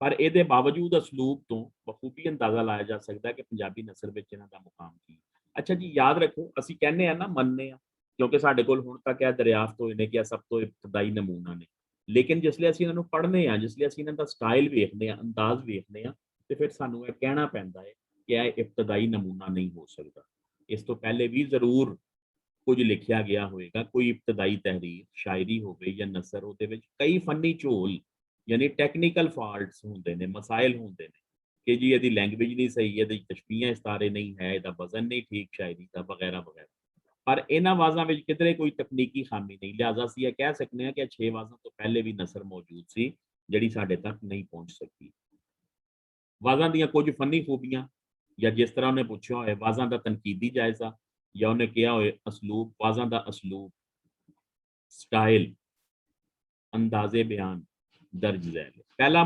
ਪੁਆਇੰਟ ਅੰਦਾਜ਼ੇ ਤਖਾਤਬ ਯਾਨੀ ਇਹਨਾਂ ਵਾਜ਼ਾਂ ਵਿੱਚ ਜਿਹੜੀ ਸਭ ਤੋਂ ਪਹਿਲੀ ਗੱਲ ਹੈ ਕਿ ਇਹ ਮੁਖਾਤਬ ਤਬਕਾ ਸਾਹਮਣੇ ਬੈਠਾ ਸੀ ਲੋਕ ਸਾਹਮਣੇ ਬੈਠੇ ਸੀ ਨੋਸ਼ਾਗੰਜ ਬਖਸ਼ ਸਾਹਿਬ ਉਹਨਾਂ ਨੂੰ ਮੁਖਾਤਬ ਕਰਕੇ ਬੋਲ ਰਹੇ ਸੀ ਠੀਕ ਹੈ ਜੀ ਵਾਜ਼ਾਂ ਵਿੱਚ ਮੁਖਾਤਬੀਨ ਦੇ ਇੱਜ਼ਤ ਤੇ ਤੌਕੀਰ ਦਾ ਖਾਸ ਖਿਆਲ ਰੱਖਿਆ ਗਿਆ ਸੈਲਫ ਰਿਸਪੈਕਟ ਜਿਹਨੂੰ ਕਹਿੰਦੇ ਨੇ ਆਪਨੇ ਦਰਜ ਜ਼ੈਲ ਕਲਮਾਤੇ ਤਖਾਤਬ ਨਾਲ ਲੁਕਾਈ ਨੂੰ ਮਤਵੱਜੋ ਕਰਕੇ ਆਪਣੀ ਗੱਲ ਦਾ ਮੁੱਢ ਬੰਨਿਆ ਹੁਣ ਇਹ ਵੇਖੋ ਜ਼ਰਾ ਕਿਹੜੇ ਕਿਹੜੇ ਤਿੰਨ ਨੇ ਬਾਬਾ ਪਹਿਲਾ ਲਫ਼ਜ਼ ਹੈ ਬਾਬਾ ਹੁਣ ਬਾਬਾ ਅਸੀਂ ਬਜ਼ੁਰਗਾਂ ਨੂੰ ਕਹਿੰਦੇ ਆ ਲੇਕਿਨ ਤੁਸੀਂ ਵੇਖਿਆ ਹੋਏਗਾ ਆਮ ਤੌਰ ਤੇ ਛੋਟੇ ਬੱਚਿਆਂ ਨੂੰ ਵੀ ਬਾਬਾ ਕਿਹਾ ਜਾਂਦਾ ਹੈ ਯਾਨੀ ਲਾਡ ਨਾਲ ਪਿਆਰ ਨਾਲ ਮੁਖਾਤਬ ਕਰਨ ਵਾਸਤੇ ਉਸੇ ਤਰ੍ਹਾਂ ਉਹਨਾਂ ਨੇ ਵੀ ਆਪਣੀ ਆਡੀਅנס ਨੂੰ ਇੰਤਹਾਈ ਪਿਆਰੇ ਅੰਦਾਜ਼ ਨਾਲ ਮੁਹੱਬਤ ਭਰੇ ਅੰਦਾਜ਼ ਨਾਲ ਬਾਬਾ ਸਾਈਂ ਵਾਲਿਆਂ ਫਰਮਾਇਆ ਹੈ ਇਹ ਪਹਿਲੇ ਵਾਜ਼ ਦਾ ਸਭ ਤੋਂ ਪਹਿਲਾ ਜੁਮਲਾ ਇਸੇ ਤਰ੍ਹਾਂ ਇੱਕ ਹੋਰ ਜਗ੍ਹਾ ਉਹ ਬਾਬਾ ਲੋਕੋ ਲਫ਼ਜ਼ ਯੂਜ਼ ਕਰਦੇ ਨੇ ਬਾਬਾ ਲੋਕੋ ਦੁਨੀਆ ਸਾਰੀ ਇੱਕ ਸਾਥ ਵਾਂਗ ਹੈ ਸਾਰੀ ਦੁਨੀਆ ਸਿਰਫ ਇੱਕ ਘੜੀ ਇੱਕ ਲਮਾ ਇੱਕ ਪਲ ਜੈਸੀ ਹੈ और तीसरा अंदाज है उन्होंने सुनो सुगड़े बालो सुनो प्यारे बच्चों दरवेश नौशादी मत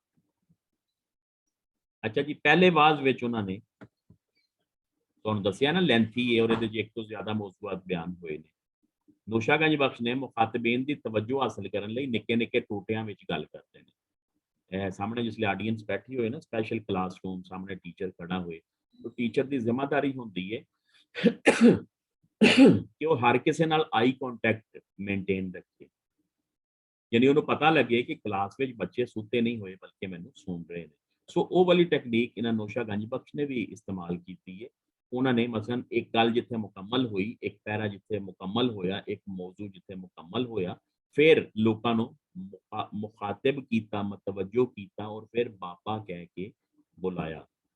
यानी बाज़ औकात होंदा ना बंदा हाज़िर गायब होंदा, यानी बैठा ते क्लास विच ही होंदा, वेख टीचर वाल ही रहा होंदा, लेकिन उहदा ज़हन और दिमाग किसी होर जगह ते होंदा।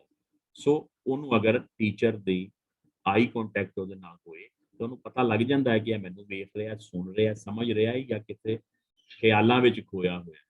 सो नौशागंज बख्श साहब ने भी बाबा कह के हर नवीं गल दा मुੱਢ बन्निया और पहले वाज विच लफ्ज़ बाबा 17 वारी आ, यानी इंज कह लो कि इस वाज दे 17 टोटे ने या 17 मौजूआत ने जिहड़े उन्होंने अलग-अलग बयान कीते ने। खिताबी नसर यानी सामने मुखातिब लोग बैठे ने और उन्होंने मुखातिब करके बोलिया जा रहा है। यह असल टैक्सट है जी, ਇਹਦਾ मिसाल देख लो। ਤੁਸੀਂ अगर 4 लाइना नहीं लिख सकते तो एक लाइन सिर्फ मिसाल वास्ते लिख देना, सुनो सुगड़े बालो लब लोभ ना करना। ਤੁਸੀਂ ਵੇਖੋ ਕਿੰਨੇ ਛੋਟੇ-ਛੋਟੇ ਸੈਂਟੈਂਸਸ ਨੇ, ਇਹ ਸਾਰੇ 6 ਆਵਾਜ਼ਾਂ ਵਿੱਚ ਹੀ ਇਸ ਤਰ੍ਹਾਂ ਹੈ। ਲਬ ਲੋਭ ਯਾਨੀ ਲਾਲਚ ਨਹੀਂ ਕਰਨੀ, ਚਾਵੜ ਤੋਂ ਪਰੇ ਰਹਿਣਾ, ਚਾਵੜ ਗਰੂਰ ਤਕੱਬਰ, ਆਪ ਨੂੰ ਨੀਵਾਂ ਜੇਕਾ ਜਾਣਨਾ ਹੈ। 6ਵੇਂ ਆਵਾਜ਼ ਵਿੱਚੋਂ ਹੈ ਟੋਟਾ ਜਿਹਦਾ ਮੈਂ ਤਰਜਮਾ ਤੁਹਾਨੂੰ ਹੁਣੇ ਹੀ ਸੁਣਾਇਆ ਹੈ। आप ਨੂੰ ਨੀਵਾਂ ਜੇਕਾ ਜਾਣਨਾ ਯਾਨੀ ਆਪਣੇ ਆਪ ਨੂੰ ਆजिज ਝੁਕਾ हुआ और ਮਸਕੀਨ ਸਮਝਣਾ। ਲੋਕ ਨਿਉਂਦੇ ਵੇਖ ਕੇ ਆਕੜ ਨਹੀਂ ਰਹਿਣਾ, ਲੋਕ ਝੁਕਦੇ ਹੋਏ ਵੇਖ ਕੇ ਤੁਸੀਂ ਹਰਗਿਜ਼ ਗਰੂਰ ਔਰ ਤਕੱਬਰ ਨਹੀਂ ਕਰਨਾ, ਵੱਡਾ ਬੋਲ ਨਹੀਂ ਬੋਲਣਾ, ਕਿਸੇ ਨਾਲ ਵੀ ਵਧੇਕੀ ਨਹੀਂ ਕਰਨੀ, ਵਧੇਕੀ ਮੀਨ ਜ਼ਿਆਦਤੀ ਨਹੀਂ ਕਰਨੀ, ਰੂਪ ਭੇਸ ਫਕੀਰੀ ਦਾ ਨਹੀਂ ਛੱਡਣਾ ਯਾਨੀ ਫਕੀਰੀ ਜ਼ਿੰਦਗੀ ਇਖਤਿਆਰ ਕਰਨੀ, ਭੰਡਾਰ ਪਕਦਾ ਰਹੇ ਯਾਨੀ ਲੰਗਰ ਪਕਦਾ ਰਹੇ, ਲੋਕਾਂ ਨੂੰ ਖਾਣੇ ਖਵਾਉਂਦੇ ਰਹੋ, ਉਧਾਰ ਨਹੀਂ ਚਾਵਣਾ, ਆਇਆ ਵੰਡ ਖਾਵਣਾ, ਡਾਢੇ ਹੀਨੇ ਨਾਲ ਇੱਕੋ ਜਿਹਾ ਰਹਿਣਾ ਯਾਨੀ ਅਮੀਰ ਗਰੀਬ ਨਾਲ, ਮਾੜੇ ਕਮਜ਼ੋਰ ਨਾਲ, ਤਾਕਤਵਰ ਨਾਲ ਇੱਕੋ ਜਿਹੇ ਰਹਿਣਾ, डिस्क्रिमिनेशन नहीं करनी। मुखातिब तबका सारा कौन सी, अनपढ़ सी, जाहिल सी, गैर मुस्लिम सी या सर फिर ਉਤਲੀ ਗੱਲਾਂ 'ਚ ਬਹੁਤ ਸਾਰੀਆਂ ਗੱਲਾਂ ਤੇ ਅੱਜਕੱਲ ਪੰਜਾਬੀ ਪ੍ਰੋਵਰਬ ਨਹੀਂ ਬਣ ਗਈਆਂ ਹੋਈਆਂ, ਮਤਲਬ ਨਾਰਮਲ ਬੋਲੀਆਂ ਜਾਂਦੀਆਂ ਨੇ। जी ਇਹ ਵੀ ਇੱਕ ਵੱਡੀ ਮਤਲਬ ਅਹਿਮ ਗੱਲ ਹੁੰਦੀ ਹੈ, ਜਿਹੜਾ ਅੱਛਾ ਜਾਂ ਵੱਡਾ ਲਿਟਰੇਚਰ ਹੁੰਦਾ ਹੈ ਉਹਦੀ ਕਿ ਉਹ ਗੱਲਾਂ ਤੁਹਾਡੀ ਰੋਜ਼ਮਰਰਾ ਜ਼ਿੰਦਗੀ ਦਾ ਹਿੱਸਾ ਬਣ ਜਾਣ। ਬਿਲਕੁਲ ਠੀਕ ਹੈ, ਇਹ ਤੁਸੀਂ ਐਡ ਕਰ ਸਕਦੇ ਹੋ ਵਿੱਚ ਜੁਮਲੇ ਇਸ ਤਰ੍ਹਾਂ ਦੇ।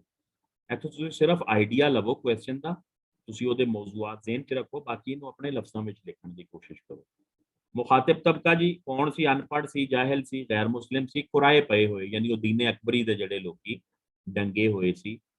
ਔਰ ਹੋਰ ਇਸ਼ੂ ਕੀ ਸੀ ਕਿ ਉਹ ਸਿਵਾਏ ਆਪਣੀ ਮਾਂ ਬੋਲੀ ਪੰਜਾਬੀ ਤੋਂ ਕੋਈ ਦੂਸਰੀ ਜ਼ਬਾਨ ਨਹੀਂ ਸੀ ਸਮਝ ਸਕਦੇ, ਲਿਹਾਜ਼ਾ ਆਪ ਲੋਕਾਂ ਨੇ ਆਪ ਨੇ ਨੌਸ਼ਾਗੰਜ ਬਖਸ਼ ਨੇ ਉਹਨਾਂ ਉੱਤੇ ਆਪਣੀ ਇਲਮੀਅਤ ਦਾ ਰੋਬ ਨਹੀਂ ਚਾੜਿਆ ਕਿਉਂਕਿ ਆਪੇ ਤੋਂ ਆਲਮ ਫਾਜ਼ਲ ਸੀ, ਪੜ੍ਹੇ ਲਿਖੇ, ਅਰਬੀ ਫਾਰਸੀ ਦਾ ਮਾਹਿਰ ਸੀ ਸਾਡੇ ਬਾਕੀ ਸੂਫੀ ਬਜ਼ੁਰਗਾਂ ਤਰ੍ਹਾਂ, ਬਲਕਿ ਸਿੱਧੇ ਸਾਦੇ ਲਫ਼ਜ਼ਾਂ ਵਿੱਚ ਉਹਨਾਂ ਲੋਕਾਂ ਨਾਲ ਉਹਨਾਂ ਦੀ ਗੱਲ ਕਰਕੇ ਬੁਨਿਆਦੀ ਗੱਲਾਂ ਤੇ ਮਸਾਇਲ ਯਾਨੀ ਪੰਜਾਬੀ ਵਿੱਚ ਹੀ ਬਿਲਕੁਲ ਬੇਸਿਕ ਬੁਨਿਆਦੀ ਗੱਲਾਂ ਉਹਨਾਂ ਤੱਕ ਕਨਵੇ ਕੀਤੀਆਂ। ਫਿਕਾ ਦੇ ਡੂੰਘੇ ਮਸਾਇਲ ਨਹੀਂ ਦੱਸੇ, ਉਹ ਬਾਅਦ ਦਾ ਮਸਲਾ ਹੁੰਦਾ, ਬਾਅਦ ਦਾ ਸਟੈਪ ਹੁੰਦਾ, ਪਹਿਲੇ ਸਿਰਫ ਤੁਸੀਂ ਬੇਸਿਕ ਬੁਨਿਆਦੀ ਗੱਲਾਂ ਸਮਝਾਣੀਆਂ। ਦੇਖੋ ਮਸਲਨ ਪਹਿਲੇ ਆਵਾਜ਼ ਦਾ ਪਹਿਲਾ ਜੇ ਪੈਰਾ 2-3 ਲਾਈਨ ਤੁਹਾਨੂੰ ਜ਼ਰਾ ਇਹਦੇ 'ਚ ਉਹਦਾ ਸਟਾਈਲ ਪਤਾ ਲੱਗ ਜਾਏਗਾ ਕਿ ਉਹਦੀ ਲੈਂਗੁਏਜ ਅਸਲ ਕਿਸ ਕਿਸਮ ਦੀ ਹੈ। बाबा साईं वालियां फरमाया है, जो साईं खुद मुख्तार है, साईं तो मुराद अल्लाह का, जो मनदा है सो बंदा है। ਅਸੀਂ ਤੇ ਅੱਜਕੱਲ ਬੋਲਦੇ ਹਾਂ ਜੋ ਮੰਨਦਾ ਏ ਸੋ ਬੰਦਾ ਏ, ਇਹ ਹੈਸ ਬੋਲਦੇ ਨੇ ਮੰਡੀ ਵਾਲੇ, ਅੱਜਕੱਲ ਵੀ ਇਸ ਤਰ੍ਹਾਂ ਹੀ ਬੋਲਦੇ ਨੇ। ਉਹ ਜਿਵੇਂ ਰੱਖੇ ਤਿਵੇਂ ਰਹੀਏ ਯਾਨੀ ਅੱਲਾਹ ਤਾਲਾ ਜਿਸ ਹਾਲ ਵਿੱਚ ਰੱਖੇ ਉਸੇ ਹਾਲ ਵਿੱਚ ਰਹਿਣਾ ਚਾਹੀਦਾ, ਤਿਵੇਂ ਵੈਸੇ, ਉਸ ਤੇ ਕਿਸੇ ਦਾ ਹੁਕਮ ਨਹੀਂ, उस पर किसी का हुक्म नहीं यानी अल्लाह ताला सब ते हुक्म चला सकता है, अल्लाह ताला उत्ते कोई हुक्म नहीं चला सकता, वो सब दा हाकिम है। कौन साईं नूं आखे इयों नहीं ते इयों कर यानी ਅਸੀਂ अल्लाह ताला ਨੂੰ नहीं कह सकते कि इंज नहीं ते इंज कर, वो मालिक है, वो खालिक है, पैदा करने वाला, वो जो चाहे जिवें चाहे कर सकता। पुरानी वाकयात जी ਤੁਸੀਂ ਲਿਖੋ ਇੱਥੇ कि ਉਹਨਾਂ ਨੇ ਗੱਲ ਸਮਝਾਉਣ ਵਾਸਤੇ ਕੁਰਾਨੀ ਵਾਕਿਏ ਮਿਸਾਲ ਦੇ ਤੌਰ ਤੇ ਮਿਸਾਲ ਵਾਸਤੇ ਵਾਜ਼ਾਂ ਵਿੱਚ ਬਿਆਨ ਕੀਤੇ ਨੇ। 3 ਵਾਕਿਏ ਨੇ, ਪਹਿਲਾ ਹਜ਼ਰਤ ਮੂਸਾ अलैहिस्सलाम ਦਾ ਫਿਰੌਨ ਵਾਲਾ ਵਾਕਿਆ ਪਹਿਲੇ ਵਾਜ਼ ਦੇ ਸ਼ੁਰੂ ਵਿੱਚ, ਫਿਰ ਪਹਿਲੇ ਵਾਜ਼ ਦੇ ਅਖੀਰ ਵਿੱਚ ਹੀ ਹਜ਼ਰਤ ਮੂਸਾ ਦਾ ਅਸਾ ਵਾਲਾ ਵਾਕਿਆ ਔਰ ਚੌਥੇ ਵਾਜ਼ ਵਿੱਚ ਹਜ਼ਰਤ ਸਾਲੇ ਪੈਗੰਬਰ ਤੇ ਕੌਮ ਸਮੂਦ ਦਾ ਵਾਕਿਆ ਇਹ 3 ਕੁਰਾਨੀ ਵਾਕਿਆਤ ਵੀ ਉਹਨਾਂ ਨੇ ਮਿਸਾਲ ਵਾਸਤੇ ਲੋਕਾਂ ਦੇ ਸਾਹਮਣੇ ਰੱਖੇ। ਇਹ ਤੇ ਡਾਇਰੈਕਟ ਵਾਕਿਆਤ ਨੇ, ਇਸ ਤੋਂ ਇਲਾਵਾ ਜਿਹੜੀਆਂ ਤਾਲੀਮਾਤ ਜਾਂ ਮੈਸੇਜ ਨੇ ਉਹ ਤੇ ਸਾਰਾ ਹੀ ਕੁਰਾਨ ਦਾ ਮੈਸੇਜ ਹੈ। ਲੰਬੀ ਚੌੜੀ ਗੱਲ ਤੋਂ ਪਰਹੇਜ਼, ਲੰਬੀ ਗੱਲ ਨਹੀਂ ਕੀਤੀ ਕਿਉਂਕਿ ਲੰਬੀ ਗੱਲ ਇਹ ਜਿਹੜਾ ਅਸੀਂ ਸਾਡੇ ਡੇਢ ਪੌਣੇ 2 ਘੰਟੇ ਦੇ ਲੈਕਚਰ ਹੁੰਦੇ ਨੇ, ਇਹ ਵੈਸੇ ਗਲਤ ਹੈ, ਸਾਇੰਟੀਫਿਕਲੀ ਗਲਤ ਹੈ, ਕਿਉਂਕਿ ਜ਼ਿਆਦਾ ਯਾਦ ਨਹੀਂ ਰਹਿੰਦਾ, ਬੱਚੇ ਨੂੰ ਬੋਰਿੰਗ ਹੋ ਜਾਂਦਾ ਹੈ। ਇਸ ਵਾਸਤੇ ਨੌਸ਼ਾਗੰਜ ਬਖਸ਼ ਨੂੰ ਇਸ ਗੱਲ ਦਾ ਇਦਰਾਕ ਸੀ। ਉਹਨਾਂ ਦਾ ਪਹਿਲਾ ਆਵਾਜ਼ ਵੀ ਜਿਹੜਾ ਨਾ ਉਹ ਵੀ ਮੈਕਸਿਮਮ ਤੁਸੀਂ ਬਹਿ ਕੇ ਪੜ੍ਹੋ ਨਾ ਤੇ ਮੈਂ ਹਾਲੇ ਕੋਈ 7-8 ਮਿੰਟ ਵਿੱਚ ਪੜ੍ਹਿਆ ਜਾਂਦਾ, ਤੇ ਬਾਕੀ ਜਿਹੜਾ ਪੰਜਵਾਂ ਆਵਾਜ਼ ਹੈ ਉਹ ਤੇ ਅਸਲੋਂ ਹੀ ਅੱਧੇ ਮਿੰਟ, ਅੱਧਾ ਵੀ ਬਲਕਿ ਜ਼ਿਆਦਾ ਹੈ, 15 ਸੈਕਿੰਡ ਵਿੱਚ 2.5 ਲਾਈਨਾਂ ਨੇ ਸਿਰਫ ਪੜ੍ਹੀਆਂ ਜਾਂਦੀਆਂ ਨੇ, ਐਂਡ ਵਿੱਚ ਲਿਖੀਆਂ ਹੋਈਆਂ ਨੇ, ਤੁਸੀਂ ਵੇਖ ਲੈਣਾ। ਅੱਛਾ ਜੀ, ਉਹਨਾਂ ਨੇ ਇੱਕ ਹੋਰ ਵੀ ਆਹਰ ਕੀਤਾ ਜਿਹੜਾ ਮੈਂ ਤੁਹਾਨੂੰ ਪਹਿਲੇ ਦੱਸ ਦਿੱਤਾ ਹੈ ਕਿ ਆਵਾਜ਼ ਜਿਹੜਾ ਸਭ ਤੋਂ ਲੰਬਾ ਹੈ ਉਹਦੇ ਵੀ ਛੋਟੇ ਛੋਟੇ ਟੋਟੇ ਕਰਦੇ ਤਾਂ ਕਿ ਸੁਣਨ ਵਾਲਿਆਂ ਨੂੰ ਬੇਜ਼ਾਰੀ ਨਾ ਹੋਏ, ਸੁਣਨ ਵਾਲਿਆਂ ਨੂੰ ਨਾਗਵਾਰੀ ਨਾ ਹੋਏ। ਉਹਨੂੰ ਵੀ 17 ਪੈਰਾਗ੍ਰਾਫ ਔਰ 17 ਟੋਟਿਆਂ ਵਿੱਚ ਵੰਡ ਦਿੱਤਾ। ਸਲੀਸ ਤੇ ਆਸਾਨ ਜ਼ਬਾਨ, ਇਹਦਾ ਤੁਸੀਂ ਲਿਖੋ ਕਿ ਅੱਜ ਤੋਂ, ਵੈਸੇ ਅੱਗੇ ਲਿਸਾਨੀ ਦਾ ਅਲੱਗ ਵੀ ਹੈ, ਤੁਸੀਂ ਉੱਥੇ ਵੀ ਲੈ ਜਾਓ ਤੇ ਠੀਕ ਹੈ। 5 ਪੁਆਇੰਟਸ ਨੇ ਇਹਦੇ, 5 ਪੁਆਇੰਟਸ ਕਾਫੀ ਨੇ, ਮੋਰ ਦੈਨ ਇਨਫ ਨੇ। 6ਵਾਂ ਪੁਆਇੰਟ ਵੀ ਜਿਹੜਾ ਹੈ ਨਾ, ਆਸਾਨ ਜ਼ਬਾਨ ਵਰਤੀ, ਮੁਸ਼ਕਲ ਨਹੀਂ ਹੈ। ਅੱਜ 400 ਸਾਲ ਬਾਅਦ ਵੀ ਅਸੀਂ 99% ਲਫ਼ਜ਼ ਸਮਝ ਜਾਂਦੇ ਹਾਂ, ਸਿਵਾਏ ਕੋਈ 1% ਐਸੇ ਲਫ਼ਜ਼ ਜਿਹੜੇ ਅੱਜ ਕੱਲ੍ਹ ਮਤਰੂਕ ਨੇ।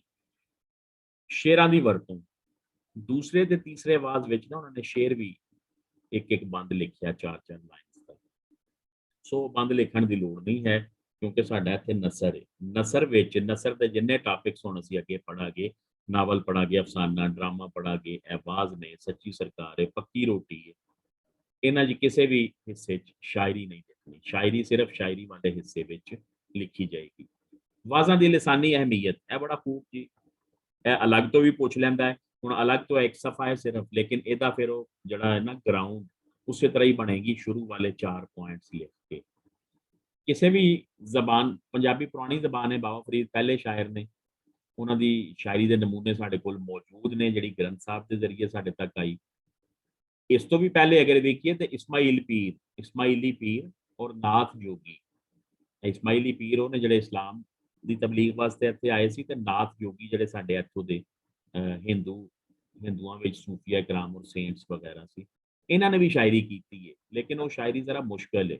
ਇਸਮਾਈਲੀ ਪੀਰਾਂ ਵਾਲੀ ਵੀ ਬਹੁਤ ਮੁਸ਼ਕਲ ਹੈ ਔਰ ਨਾਥ ਜੋਗੀਆਂ ਵਾਲੀ ਵੀ ਬਹੁਤ ਮੁਸ਼ਕਲ ਹੈ, ਉਹ ਖਾਲਸ ਪੰਜਾਬੀ ਨਹੀਂ ਹੈ। ਸੋ ਪਹਿਲਾ ਅਥੈਂਟਿਕ ਇਹੋ ਹੀ ਹੈ ਬਾਬਾ ਫਰੀਦ, ਕਿਉਂਕਿ ਉਹਨਾਂ ਦੀ ਸ਼ਾਇਰੀ ਵਿੱਚ ਹਿੰਦੀ, ਸੰਸਕ੍ਰਿਤ, ਬਿਰਜ ਭਾਸ਼ਾ, ਅਪਭ੍ਰੰਸ਼, ਸਾਰੀਆਂ ਜ਼ਬਾਨਾਂ ਨੇ, ਹਿੰਦੀ, ਸੰਸਕ੍ਰਿਤ, ਬਿਰਜ ਭਾਸ਼ਾ ਤੇ ਅਪਭ੍ਰੰਸ਼, ਇਹਨਾਂ ਜ਼ਬਾਨਾਂ ਦੀ ਮਿਲਾਵਟ ਹੈ। ਔਰ ਉਹਨਾਂ ਦਾ ਰਸਮੁਲ ਖਤ ਵੀ ਮੁਸ਼ਕਲ ਹੈ। ਰਸਮੁਲ ਖਤ ਲੋਹਾਂਕਾ ਰਸਮੁਲ ਖਤ, ਔਰ ਉਹ ਕਿਹੜਾ ਹੁੰਦਾ ਹੈ ਜਿਸ ਤਰ੍ਹਾਂ ਹਿੰਦੀ ਲਿਖੀ ਜਾਂਦੀ ਹੈ। ਬਾਬਾ ਫਰੀਦ ਦੇ ਅਹਿਦ ਤੋਂ ਅਮੀਰ ਖੁਸਰੋ ਤਿਕਰ ਪੰਜਾਬੀ ਜ਼ਬਾਨ ਵਿੱਚ ਅਰਬੀ ਤੇ ਫਾਰਸੀ ਲਫ਼ਜ਼ਾਂ ਦੀ ਵਰਤੋਂ ਸ਼ੁਰੂ ਹੋ ਗਈ ਸੀ। ਅਮੀਰ ਖੁਸਰੋ ਦੀਆਂ ਸਾਡੇ ਕੋਲ 40 ਬੁਝਾਰਤਾਂ ਮੌਜੂਦ ਨੇ ਜਿਹੜੀਆਂ ਪੰਜਾਬੀ ਵਿੱਚ ਨੇ, ਠੀਕ ਹੈ ਜੀ। ਔਰ ਉਹਨਾਂ ਬੁਝਾਰਤਾਂ ਦਾ ਸਲੂਕ ਤੇ ਜਿਹੜਾ ਨੌਸ਼ਾਗੰਜ ਬਖਸ਼ ਦਾ ਆਵਾਜ਼ ਨੇ, ਇਹਨਾਂ ਦਾ ਸਲੂਕ ਵੀ ਮਿਲਦਾ ਜੁਲਦਾ, ਲੇਕਿਨ ਉਹ ਬੁਝਾਰਤਾਂ ਕੁਝ ਉਰਦੂ ਟਾਈਪ ਨੇ, ਕੁਝ ਮਤਲਬ ਹਿੰਦੀ ਦਾ ਅਸਰ ਹੈ ਉਹਨਾਂ ਉੱਤੇ, ਕੁਝ ਹੈ ਦੂਸਰੀਆਂ ਜਿਹੜੀਆਂ ਸੰਸਕ੍ਰਿਤ ਤੇ ਹਿੰਦੀ ਵਗੈਰਾ ਜ਼ਬਾਨਾਂ ਇਹਨਾਂ ਦਾ ਅਸਰ ਹੈ, ਉਹ ਵੀ ਖਾਲਸ ਪੰਜਾਬੀ ਨਹੀਂ ਹੈ। ਇਸ ਵਾਸਤੇ ਅਸੀਂ ਉਹਨੂੰ ਵੀ ਬਾਕਾਇਦਾ ਨਸਰ ਨਹੀਂ ਕਹਿ ਸਕਦੇ। ਇਸੇ ਤਰ੍ਹਾਂ ਬਾਬਾ ਗੁਰੂ ਨਾਨਕ ਨੇ ਜਨਮ ਸਾਖੀਆਂ ਕਹਿੰਦੇ ਨੇ ਆਟੋਬਾਇਓਗ੍ਰਾਫੀਜ਼, ਬਾਇਓਗ੍ਰਾਫੀਜ਼ ਜਾਂ ਆਟੋਬਾਇਓਗ੍ਰਾਫੀਜ਼, ਇਹਦੇ ਵਿੱਚ ਵੀ ਬਾਬਾ ਗੁਰੂ ਨਾਨਕ ਦੀਆਂ ਜਨਮ ਸਾਖੀਆਂ ਵਿੱਚ ਵੀ ਪੰਜਾਬੀ ਜ਼ਬਾਨ ਇਸਤੇਮਾਲ ਹੋਈ ਹੈ, ਲੇਕਿਨ ਉਹ ਵੀ ਪਿਓਰ ਪੰਜਾਬੀ ਨਹੀਂ ਹੈ। ਸੋ ਇੰਤਹਾਈ ਅਹਿਮੀਅਤ ਦੇ ਹਾਮਿਲ ਨੌਸ਼ਾਗੰਜ ਬਖਸ਼ ਦੇ ਆਵਾਜ਼ ਨੇ, ਜਿਹੜੇ ਸਾਡੇ ਅੱਜ ਕੱਲ੍ਹ ਦੀ ਜ਼ਬਾਨ, ਜਿਸ ਤਰ੍ਹਾਂ ਅਸੀਂ ਅੱਜ ਕੱਲ੍ਹ ਪੰਜਾਬੀ ਬੋਲ ਰਹੇ ਹਾਂ, ਇਹਦੇ ਬਿਲਕੁਲ ਕਰੀਬ ਤਰੀਨ ਪੰਜਾਬੀ। ਅੱਛਾ, ਹੁਣ ਕਿਸੇ ਤਹਿਰੀਰ ਜਾਂ ਲੇਖਕ ਦਾ ਜਿਸਲੇ ਲਿਸਾਨੀ ਸਟੱਡੀ ਕੀਤੀ ਜਾਂਦੀ ਹੈ, ਲਿੰਗੁਇਸਟਿਕਸ ਦੇ ਹਵਾਲੇ ਨਾਲ ਵੇਖਿਆ ਜਾਂਦਾ ਹੈ, ਤੇ ਉਹਦਾ ਜੋਗਰਾਫੀਆ ਸਭ ਤੋਂ ਪਹਿਲੇ ਵੇਖਦੇ ਨੇ ਕਿ ਲਿਖਾਰੀ ਕਿਸ ਇਲਾਕੇ ਤੋਂ ਤਾਲੁਕ ਰੱਖਦਾ ਹੈ, ਉਸ ਇਲਾਕੇ ਉੱਤੇ ਕਿਸ ਕਿਸ ਜ਼ਬਾਨ ਦੇ ਅਸਰਾਤ ਨੇ। ਸੋ ਇਹਦਾ ਇਲਾਕਾ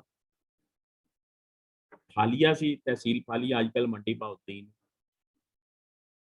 ਉਹ ਬੁੱਕ ਦੇ ਵਿੱਚ ਤਸਵੀਰ ਬਣੀ ਹੋਈ ਹੈ ਜੀ, ਇਹਦੇ ਵਿੱਚ ਤਸਵੀਰ ਨਹੀਂ ਆਈ, ਪਤਾ ਨਹੀਂ ਕਿਉਂ, ਡਾਇਆਗ੍ਰਾਮ ਜੀ ਨਾ ਉੱਥੋਂ ਵੇਖ ਲੈਣਾ।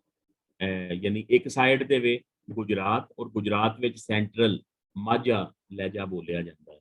ਇੱਕ ਸਾਈਡ ਤੇ ਵੇ ਬਲਵਾਲ, ਔਰ ਬਲਵਾਲ ਵਿੱਚ ਪਹਾੜੀ ਲਹਿਜਾ ਬੋਲਿਆ ਜਾਂਦਾ ਹੈ। ਔਰ ਤੀਸਰੀ ਸਾਈਡ ਤੇ ਜੇਲਮ ਹੈ, ਹਾਲੀਆ ਦੀ ਤੀਸਰੀ ਸਾਈਡ ਤੇ ਜੇਲਮ, ਔਰ ਜੇਲਮ ਵਿੱਚ ਪੋਠੋਹਾਰੀ ਲਹਿਜਾ ਬੋਲਿਆ ਜਾਂਦਾ ਹੈ। ਔਰ ਇੱਕ ਸਾਈਡ ਤੇ ਰਿਵਰ ਦਰਿਆ ਚਨਾਬ, ਉੱਥੇ ਜ਼ਾਹਿਰ ਆਬਾਦੀ ਨਹੀਂ ਹੁੰਦੀ। ਤੇ ਉਹ 3 ਜ਼ਬਾਨਾਂ ਦੇ ਅਸਰਾਤ ਨੋਸ਼ਾਗੰਜ ਬਖਸ਼ ਦੀ ਇਹਨਾਂ ਆਵਾਜ਼ਾਂ ਉੱਤੇ ਜਾਂ ਇਹਨਾਂ ਲੈਂਗੁਏਜ ਉੱਤੇ ਪਏ। ਇਹ ਕੁਝ ਪੁਆਇੰਟਸ ਨੇ। ਫਾਲੀਆ ਦੇ ਲੋਕ ਵੱਡੀ ਜੇ ਦਾ ਇਸਤੇਮਾਲ ਬਹੁਤਾ ਕਰਦੇ ਨੇ, ਮਸਲਨ ਸੈਂਟਰਲ ਵਿੱਚ ਇਹ ਨਹੀਂ ਹੈ। ਇਹ ਸਿਰਫ ਫਾਲੀਆ ਦੀ ਖਾਸ ਗੱਲ ਹੈ ਜਿਹੜੀ ਨੋਸ਼ਾਗੰਜ ਬਖਸ਼ ਦੇ ਆਵਾਜ਼ਾਂ ਵਿੱਚ ਮੌਜੂਦ ਹੈ। 400 ਸਾਲ ਪਹਿਲੇ ਵੀ ਮੌਜੂਦ ਸੀ, ਅੱਜ ਵੀ ਮੌਜੂਦ ਹੈ। ਮਸਲਨ ਉਹ ਕਣਕ ਨਹੀਂ ਕਹਿੰਦੇ, ਕਣਕ ਦੀ ਬਜਾਏ ਕਣਕੇ ਬੋਲਿਆ ਜਾਂਦਾ। ਬਹਿਸ਼ਤੇ ਅਸੀਂ ਕਹਿੰਦੇ ਆ ਨਾ ਮੈਂ ਖੂਹ ਤੇ ਜਾ ਰਿਹਾ ਹਾਂ, ਉਹ ਕਹਿੰਦੇ ਨੇ ਮੈਂ ਖੂਹੇ ਤੇ ਜਾ ਰਿਹਾ। ਸੋ ਇਹ ਛੋਟਾ ਜਿਹਾ ਮਾਮੂਲੀ ਜਿਹਾ ਫਰਕ। ਹਾਲੀਆ ਦੇ ਲੋਕ ਲਫ਼ਜ਼ਾਂ ਦੇ ਅਖੀਰ ਵਿੱਚ ਛੋਟੀ ਜਿਹੀ ਦਾ ਇਜ਼ਾਫਾ ਕਰਦੇ ਨੇ। ਮਸਲਨ ਅਸੀਂ ਕਹਿੰਦੇ ਆ ਨਾ ਛੋੜ ਦਿਓ ਜਾਂ ਛੱਡ ਦਿਓ, ਉਹ ਕਹਿੰਦੇ ਨੇ ਛੋੜੀ ਦਿਓ ਜਾਂ ਛੱਡੀ ਦਿਓ। ਇਸੇ ਤਰ੍ਹਾਂ ਕੰਧੇ ਯਾਨੀ ਦਰਿਆ ਦਾ ਕਿਨਾਰਾ, ਉਹ ਉਹਨੂੰ ਕੰਧੇ ਦੀ ਬਜਾਏ ਕੰਧੀ ਬੋਲਦੇ ਨੇ। ਅਸੀਂ ਸੈਂਟਰਲ ਵਾਲੇ ਤੇ ਵੈਸੇ ਇਹਨੂੰ ਕੰਢਾ ਬੋਲਦੇ ਹਾਂ। ਦਰਿਆ ਦਾ ਕਿਨਾਰਾ ਯਾਨੀ ਦਰਿਆ ਦਾ ਕੰਢਾ, ਉਹ ਦਰਿਆ ਦੀ ਕੰਧੀ ਬੋਲਦੇ ਨੇ। ਤੀਸਰਾ ਪੁਆਇੰਟ ਜੀ, ਕੋਈ ਥਾਵਾਂ ਤੇ ਸੀਨ ਦਾ ਵਾਧਾ ਕੀਤਾ ਜਾਂਦਾ। ਮਸਲਨ ਹੁਣ ਅਸੀਂ ਲਾਹੌਰ ਚ ਸੈਂਟਰਲ ਚ ਆਖਿਆ ਬੋਲਦੇ ਹਾਂ। ਬਸ ਜੀ ਐਂਡ ਹੋ ਰਿਹਾ, ਫਿਰ ਮੈਂ ਕੁਐਸਚਨ ਲੈਣਾ। ਉਹਨਾਂ ਨੇ ਆਖਿਓਸ, ਸਦਿਓਸ, ਰਖਿਓਸ ਇਹ ਲਫ਼ਜ਼ ਜਿਹੜੇ ਨੇ ਆਵਾਜ਼ਾਂ ਦੇ ਵਿੱਚੋਂ ਹੀ ਲਏ। ਮੁਸਤਕਬਲ ਬਣਾਉਣ ਲਈ ਸੀ ਦਾ ਇਸਤੇਮਾਲ ਕਰਦੇ ਨੇ, ਯਾਨੀ ਸੀ ਐਡ ਕਰਦੇ ਨੇ। ਅਸੀਂ ਕਹਿੰਦੇ ਆ ਨਾ ਤੋਲੇਗਾ, ਬੋਲੇਗਾ, ਤੋਲਸੀ, ਬੋਲਸੀ, ਆਸੀ, ਜਾਸੀ। ਅਸੀਂ ਕਹਿੰਦੇ ਆ ਆਏਗਾ, ਆਸੀ, ਜਾਏਗਾ, ਜਾਸੀ, ਖਾਏਗਾ, ਖਾਸੀ, ਪੀਏਗਾ, ਪੀਸੀ ਵਗੈरह। ਕਿਸੇ ਲਫ਼ਜ਼ ਦੇ ਅਖੀਰ ਵਿੱਚ ਅੜਾ ਦਾ ਇਜ਼ਾਫਾ ਕਰਕੇ ਤਸਗੀਰ ਬਣਾਉਂਦੇ ਨੇ। ਮਸਲਨ ਛੋਟੇ ਦੇ ਅੱਗੇ ਅਸੀਂ ਕਹਿੰਦੇ ਆ ਛੋਟਾ, ਉਹ ਕਹਿੰਦੇ ਨੇ ਛੋਟੜਾ। ਕਾਲੇ ਤੋਂ ਕਾਲੜਾ, ਕੋਝੇ ਤੋਂ ਕੋਝੜਾ। ਆਵਾਜ਼ਾਂ ਦੇ ਇੱਕ ਪਾਸੇ ਪਹਾੜੀ, ਦੂਜੇ ਪਾਸੇ ਪੋਠੋਹਾਰੀ ਦਾ ਅੰਕ ਨੁਮਾਇਆ, ਲਿਹਾਜ਼ਾ ਇਹ ਪਹਾੜੀ ਤੇ ਪੋਠੋਹਾਰੀ ਦੇ ਲਫ਼ਜ਼ ਨੇ। ਹਿੱਕ, ਇਕੱਠੇ, ਆਖਿਓਸ ਤੇ ਡਿਠੋਸ। ਆਵਾਜ਼ਾਂ ਵਿੱਚ ਮੁਕਾਮੀ ਮੁਹਾਵਰਾ, ਰੋਜ਼ਮर्रा ਤਸ਼ਬੀਹ ਤੇ ਇਸਤਾਰੇ ਦੀ ਵਰਤੋਂ ਬੜੀ ਖੂਬਸੂਰਤੀ ਨਾਲ ਕੀਤੀ ਗਈ ਹੈ। ਤੇ ਇਹ ਵੱਡੇ ਸ਼ਾਇਰ ਦੀ, ਵੱਡੇ ਲਿਖਾਰੀ ਦੀ, ਵੱਡੇ ਤਖਲੀਕਕਾਰ ਦੀ ਖੂਬੀ ਹੁੰਦੀ ਹੈ ਕਿ ਆਪਣੀ ਜ਼ਬਾਨ ਵਿੱਚ ਲਿਖਦਾ ਹੈ ਔਰ ਆਪਣੀ ਜ਼ਬਾਨ ਦਾ ਹੀ ਮੁਹਾਵਰਾ, ਰੋਜ਼ਮर्रा ਤਸ਼ਬੀਹਾਂ, ਇਸਤਾਰੇ, ਪ੍ਰੋਵਰਬਸ ਵਗੈरह ਯੂਜ਼ ਕਰਦਾ ਹੈ। ਤੁਸੀਂ ਵੇਖ ਲਵੋ ਦੁਨੀਆ ਵਿੱਚ ਜਿੰਨੇ ਵੀ ਫਨ ਪਾਰੇ ਜਾਂ ਮਾਸਟਰਪੀਸ ਤਖਲੀਕ ਹੋਏ ਨੇ, ਉਹ ਸਾਰੇ ਆਪਣੀ ਨੇਟਿਵ ਲੈਂਗੁਏਜ, ਆਬਾਈ ਜ਼ਬਾਨ ਵਿੱਚ ਹੁੰਦੇ ਨੇ। ਟਰਾਂਸਲੇਟ ਹੋ ਕੇ ਫਿਰ ਪੂਰੀ ਦੁਨੀਆ ਵਿੱਚ ਜਾਂਦੇ ਨੇ। ਆਵਾਜ਼ਾਂ ਵਿੱਚ ਬਿਰਜ ਭਾਸ਼ਾ ਤੇ ਅਬਰਿੰਸ਼ ਪੁਰਾਣੀਆਂ ਜ਼ਬਾਨਾਂ ਨੇ ਹਿੰਦੁਸਤਾਨ ਦੀਆਂ। ਇਹਨਾਂ ਅਲਫਾਜ਼ਾਂ ਦੀ ਵੀ ਕਸਰਤ ਹੈ। ਤੇ ਕਸਰਤ ਨਹੀਂ ਬਲਕਿ ਕਿਤੇ ਕਿਤੇ ਹੈ ਨੇ। ਮਸਲਨ ਅੰਤ ਲਫ਼ਜ਼ ਪੰਜਾਬੀ ਦਾ ਨਹੀਂ ਹੈ, ਅੰਤ, ਆਖਿਰ, ਆਖਿਰਕਾਰ। ਸਿਖਰ ਸਾਡਾ ਲਫ਼ਜ਼ ਨਹੀਂ ਹੈ, ਸਿਖਰ ਕਹਿੰਦੇ ਨੇ ਚੋਟੀ ਨੂੰ। ਧੀਰਜ ਸਾਡਾ ਲਫ਼ਜ਼ ਨਹੀਂ ਹੈ, ਧੀਰਜ ਕਹਿੰਦੇ ਨੇ ਤਸੱਲੀ ਨੂੰ, ਇਤਮੀਨਾਨ ਨੂੰ। ਤੇ ਨਾ ਹੀ ਅਸੀਂ ਨਹੀਂ ਬੋਲਦੇ ਆ, ਨਹੀਂ ਬੋਲਦੇ ਆ। ਇਹ ਨਾ ਹੀ ਜਿਹੜਾ ਹੈ ਇਹ ਬਿਰਜ ਭਾਸ਼ਾ ਔਰ ਅਬਰਿੰਸ਼ ਵਿੱਚ ਯੂਜ਼ ਹੁੰਦਾ ਹੈ। ਅਖੀਰ ਵਿੱਚ ਮੁੱਕਦੀ ਗੱਲ ਔਰ ਅੱਲਾ ਹਾਫਿਜ਼। ਹਾਂਜੀ ਕੁਐਸਚਨ। ਤੂੰ ਉੱਤੇ ਵਰਡ ਯੂਜ਼ ਕੀਤਾ ਸਿਖਰ, ਸਿਖਰ ਤੇ ਅੱਜ ਕੱਲ ਵੀ ਨਹੀਂ ਬੋਲਦੇ। ਸਿਖਰ, ਸ਼ਿਖਰ ਦੁਪਹਿਰੇ, ਜਾਂ ਜਿਹਨੂੰ ਸਿਖਰ ਦੁਪਹਿਰੀ ਕਹਿੰਦੇ ਆ। ਜੀਤੋ ਦਾ ਮਤਲਬ ਕੀ ਬੋਲਿਆ ਜਾਂਦਾ, ਬਿਲਕੁਲ ਸ਼ਿਕਰ ਅਸੀਂ ਬੋਲਦੇ। ਕੁਝ ਲਫ਼ਜ਼ ਹੈ ਨੇ, ਮਤਲਬ ਜਿਹੜੀ ਅਸੀਂ ਅੱਜ ਕੱਲ ਪੰਜਾਬੀ ਬੋਲ ਰਹੇ ਹਾਂ ਉਹਦੇ ਵਿੱਚ ਵੀ ਤੇ ਦੂਸਰੀਆਂ ਜ਼ਬਾਨਾਂ ਦਾ ਅਸਰਾਤ ਹੈ। ਅੱਜ ਕੱਲ ਤੇ ਸਭ ਤੋਂ ਜ਼ਿਆਦਾ ਅੰਗਰੇਜ਼ੀ ਦਾ ਅਸਰ ਹੈ। ਅੰਗਰੇਜ਼ੀ ਤੇ ਕਿੰਨੇ ਲਫ਼ਜ਼ ਅਸੀਂ ਬੋਲਦੇ ਹਾਂ। ਪੀਐਮਐਸ सर ਦੇ ये ਟੌਪਿਕ ऊपर ਹੈ पॉइंट्स ਪੂਰਾ, ਇਹਨੂੰ ਅਸੀਂ ਪੜਾਂਗੇ। ਹਾਂਜੀ ਉੱਤੇ ਜਿੰਨੇ ਵੀ ਪੁਆਇੰਟ ਦਿੱਤੇ ਗਏ ਨੇ ਇਹਦੇ ਵਿੱਚ ਸਰਾਇਕੀ ਦਾ ਲਫ਼ਜ਼ ਜ਼ਿਆਦਾ ਨੇ। ਸਰਾਇਕੀ ਵਿੱਚ ਵੀ ਬੋਲੇ ਜਾਂਦੇ ਨੇ ਸਾਰੇ।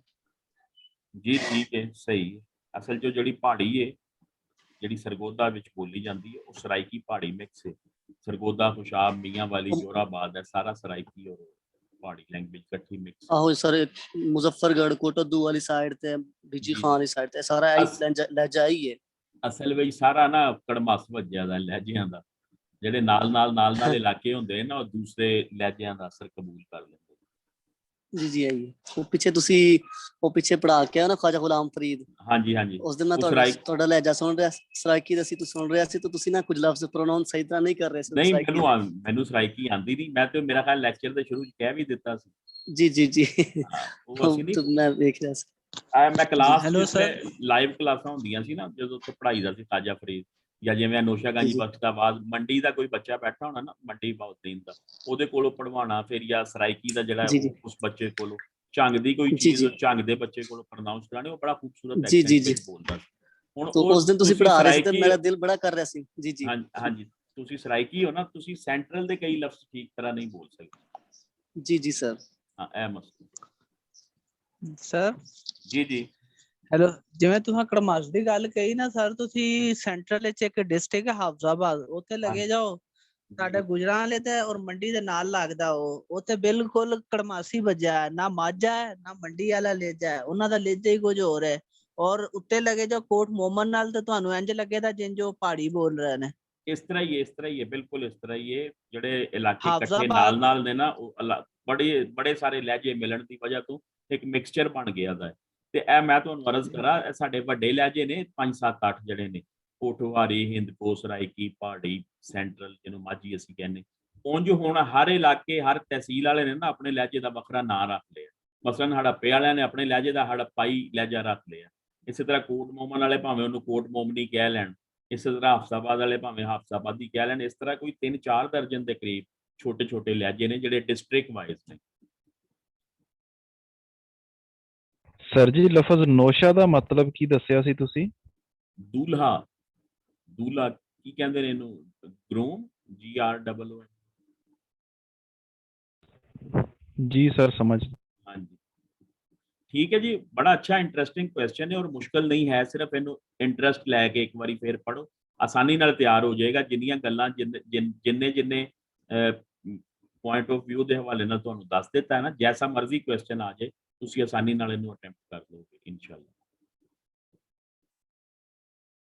ਓਕੇ ਜੀ, ਅੱਲਾ ਹਾਫਿਜ਼। ਨੈਕਸਟ ਹੁਣ ਅਸੀਂ ਪੜਾਂਗੇ PMS ਦੇ ਟੌਪਿਕ ਵਿੱਚ ਅਸੀਂ ਪੜਾਂਗੇ ਪੱਕੀ ਰੋਟੀ, ਔਰ ਹਾਲੇ ਇੱਕ ਸਾਡਾ ਪਹਿਲੇ ਰਹਿ ਗਿਆ ਦਾ ਹੈ, ਮੇਰਾ ਖਿਆਲ ਹੈ ਆਈ ਥਿੰਕ ਸੱਸੀ ਵਾਲਾ ਟੌਪਿਕ ਇੱਕ ਰਹਿ ਗਿਆ, ਉਹ ਪੜਾਂਗੇ 2 ਦਿਨ ਨੈਕਸਟ ਵੀਕ ਵਿੱਚ ਨਾ, ਛੁੱਟੀਆਂ ਹੁੰਦੀਆਂ ਜਾਂ ਜੋ ਵੀ ਤਰੀਕਾ ਹੋਏਗਾ। ਤੇ PMS CSS ਦਾ ਅਸੀਂ ਸੱਚੀ ਸਰਕਾਰ ਪੜਾਂਗੇ, ਔਰ ਅੱਗੋਂ ਫਿਰ ਆਪਣੇ ਨਸਰ ਵਾਲੇ ਟੌਪਿਕਸ ਸ਼ੁਰੂ ਕਰ ਦਾਂਗੇ। ਅੱਲਾ ਹਾਫਿਜ਼।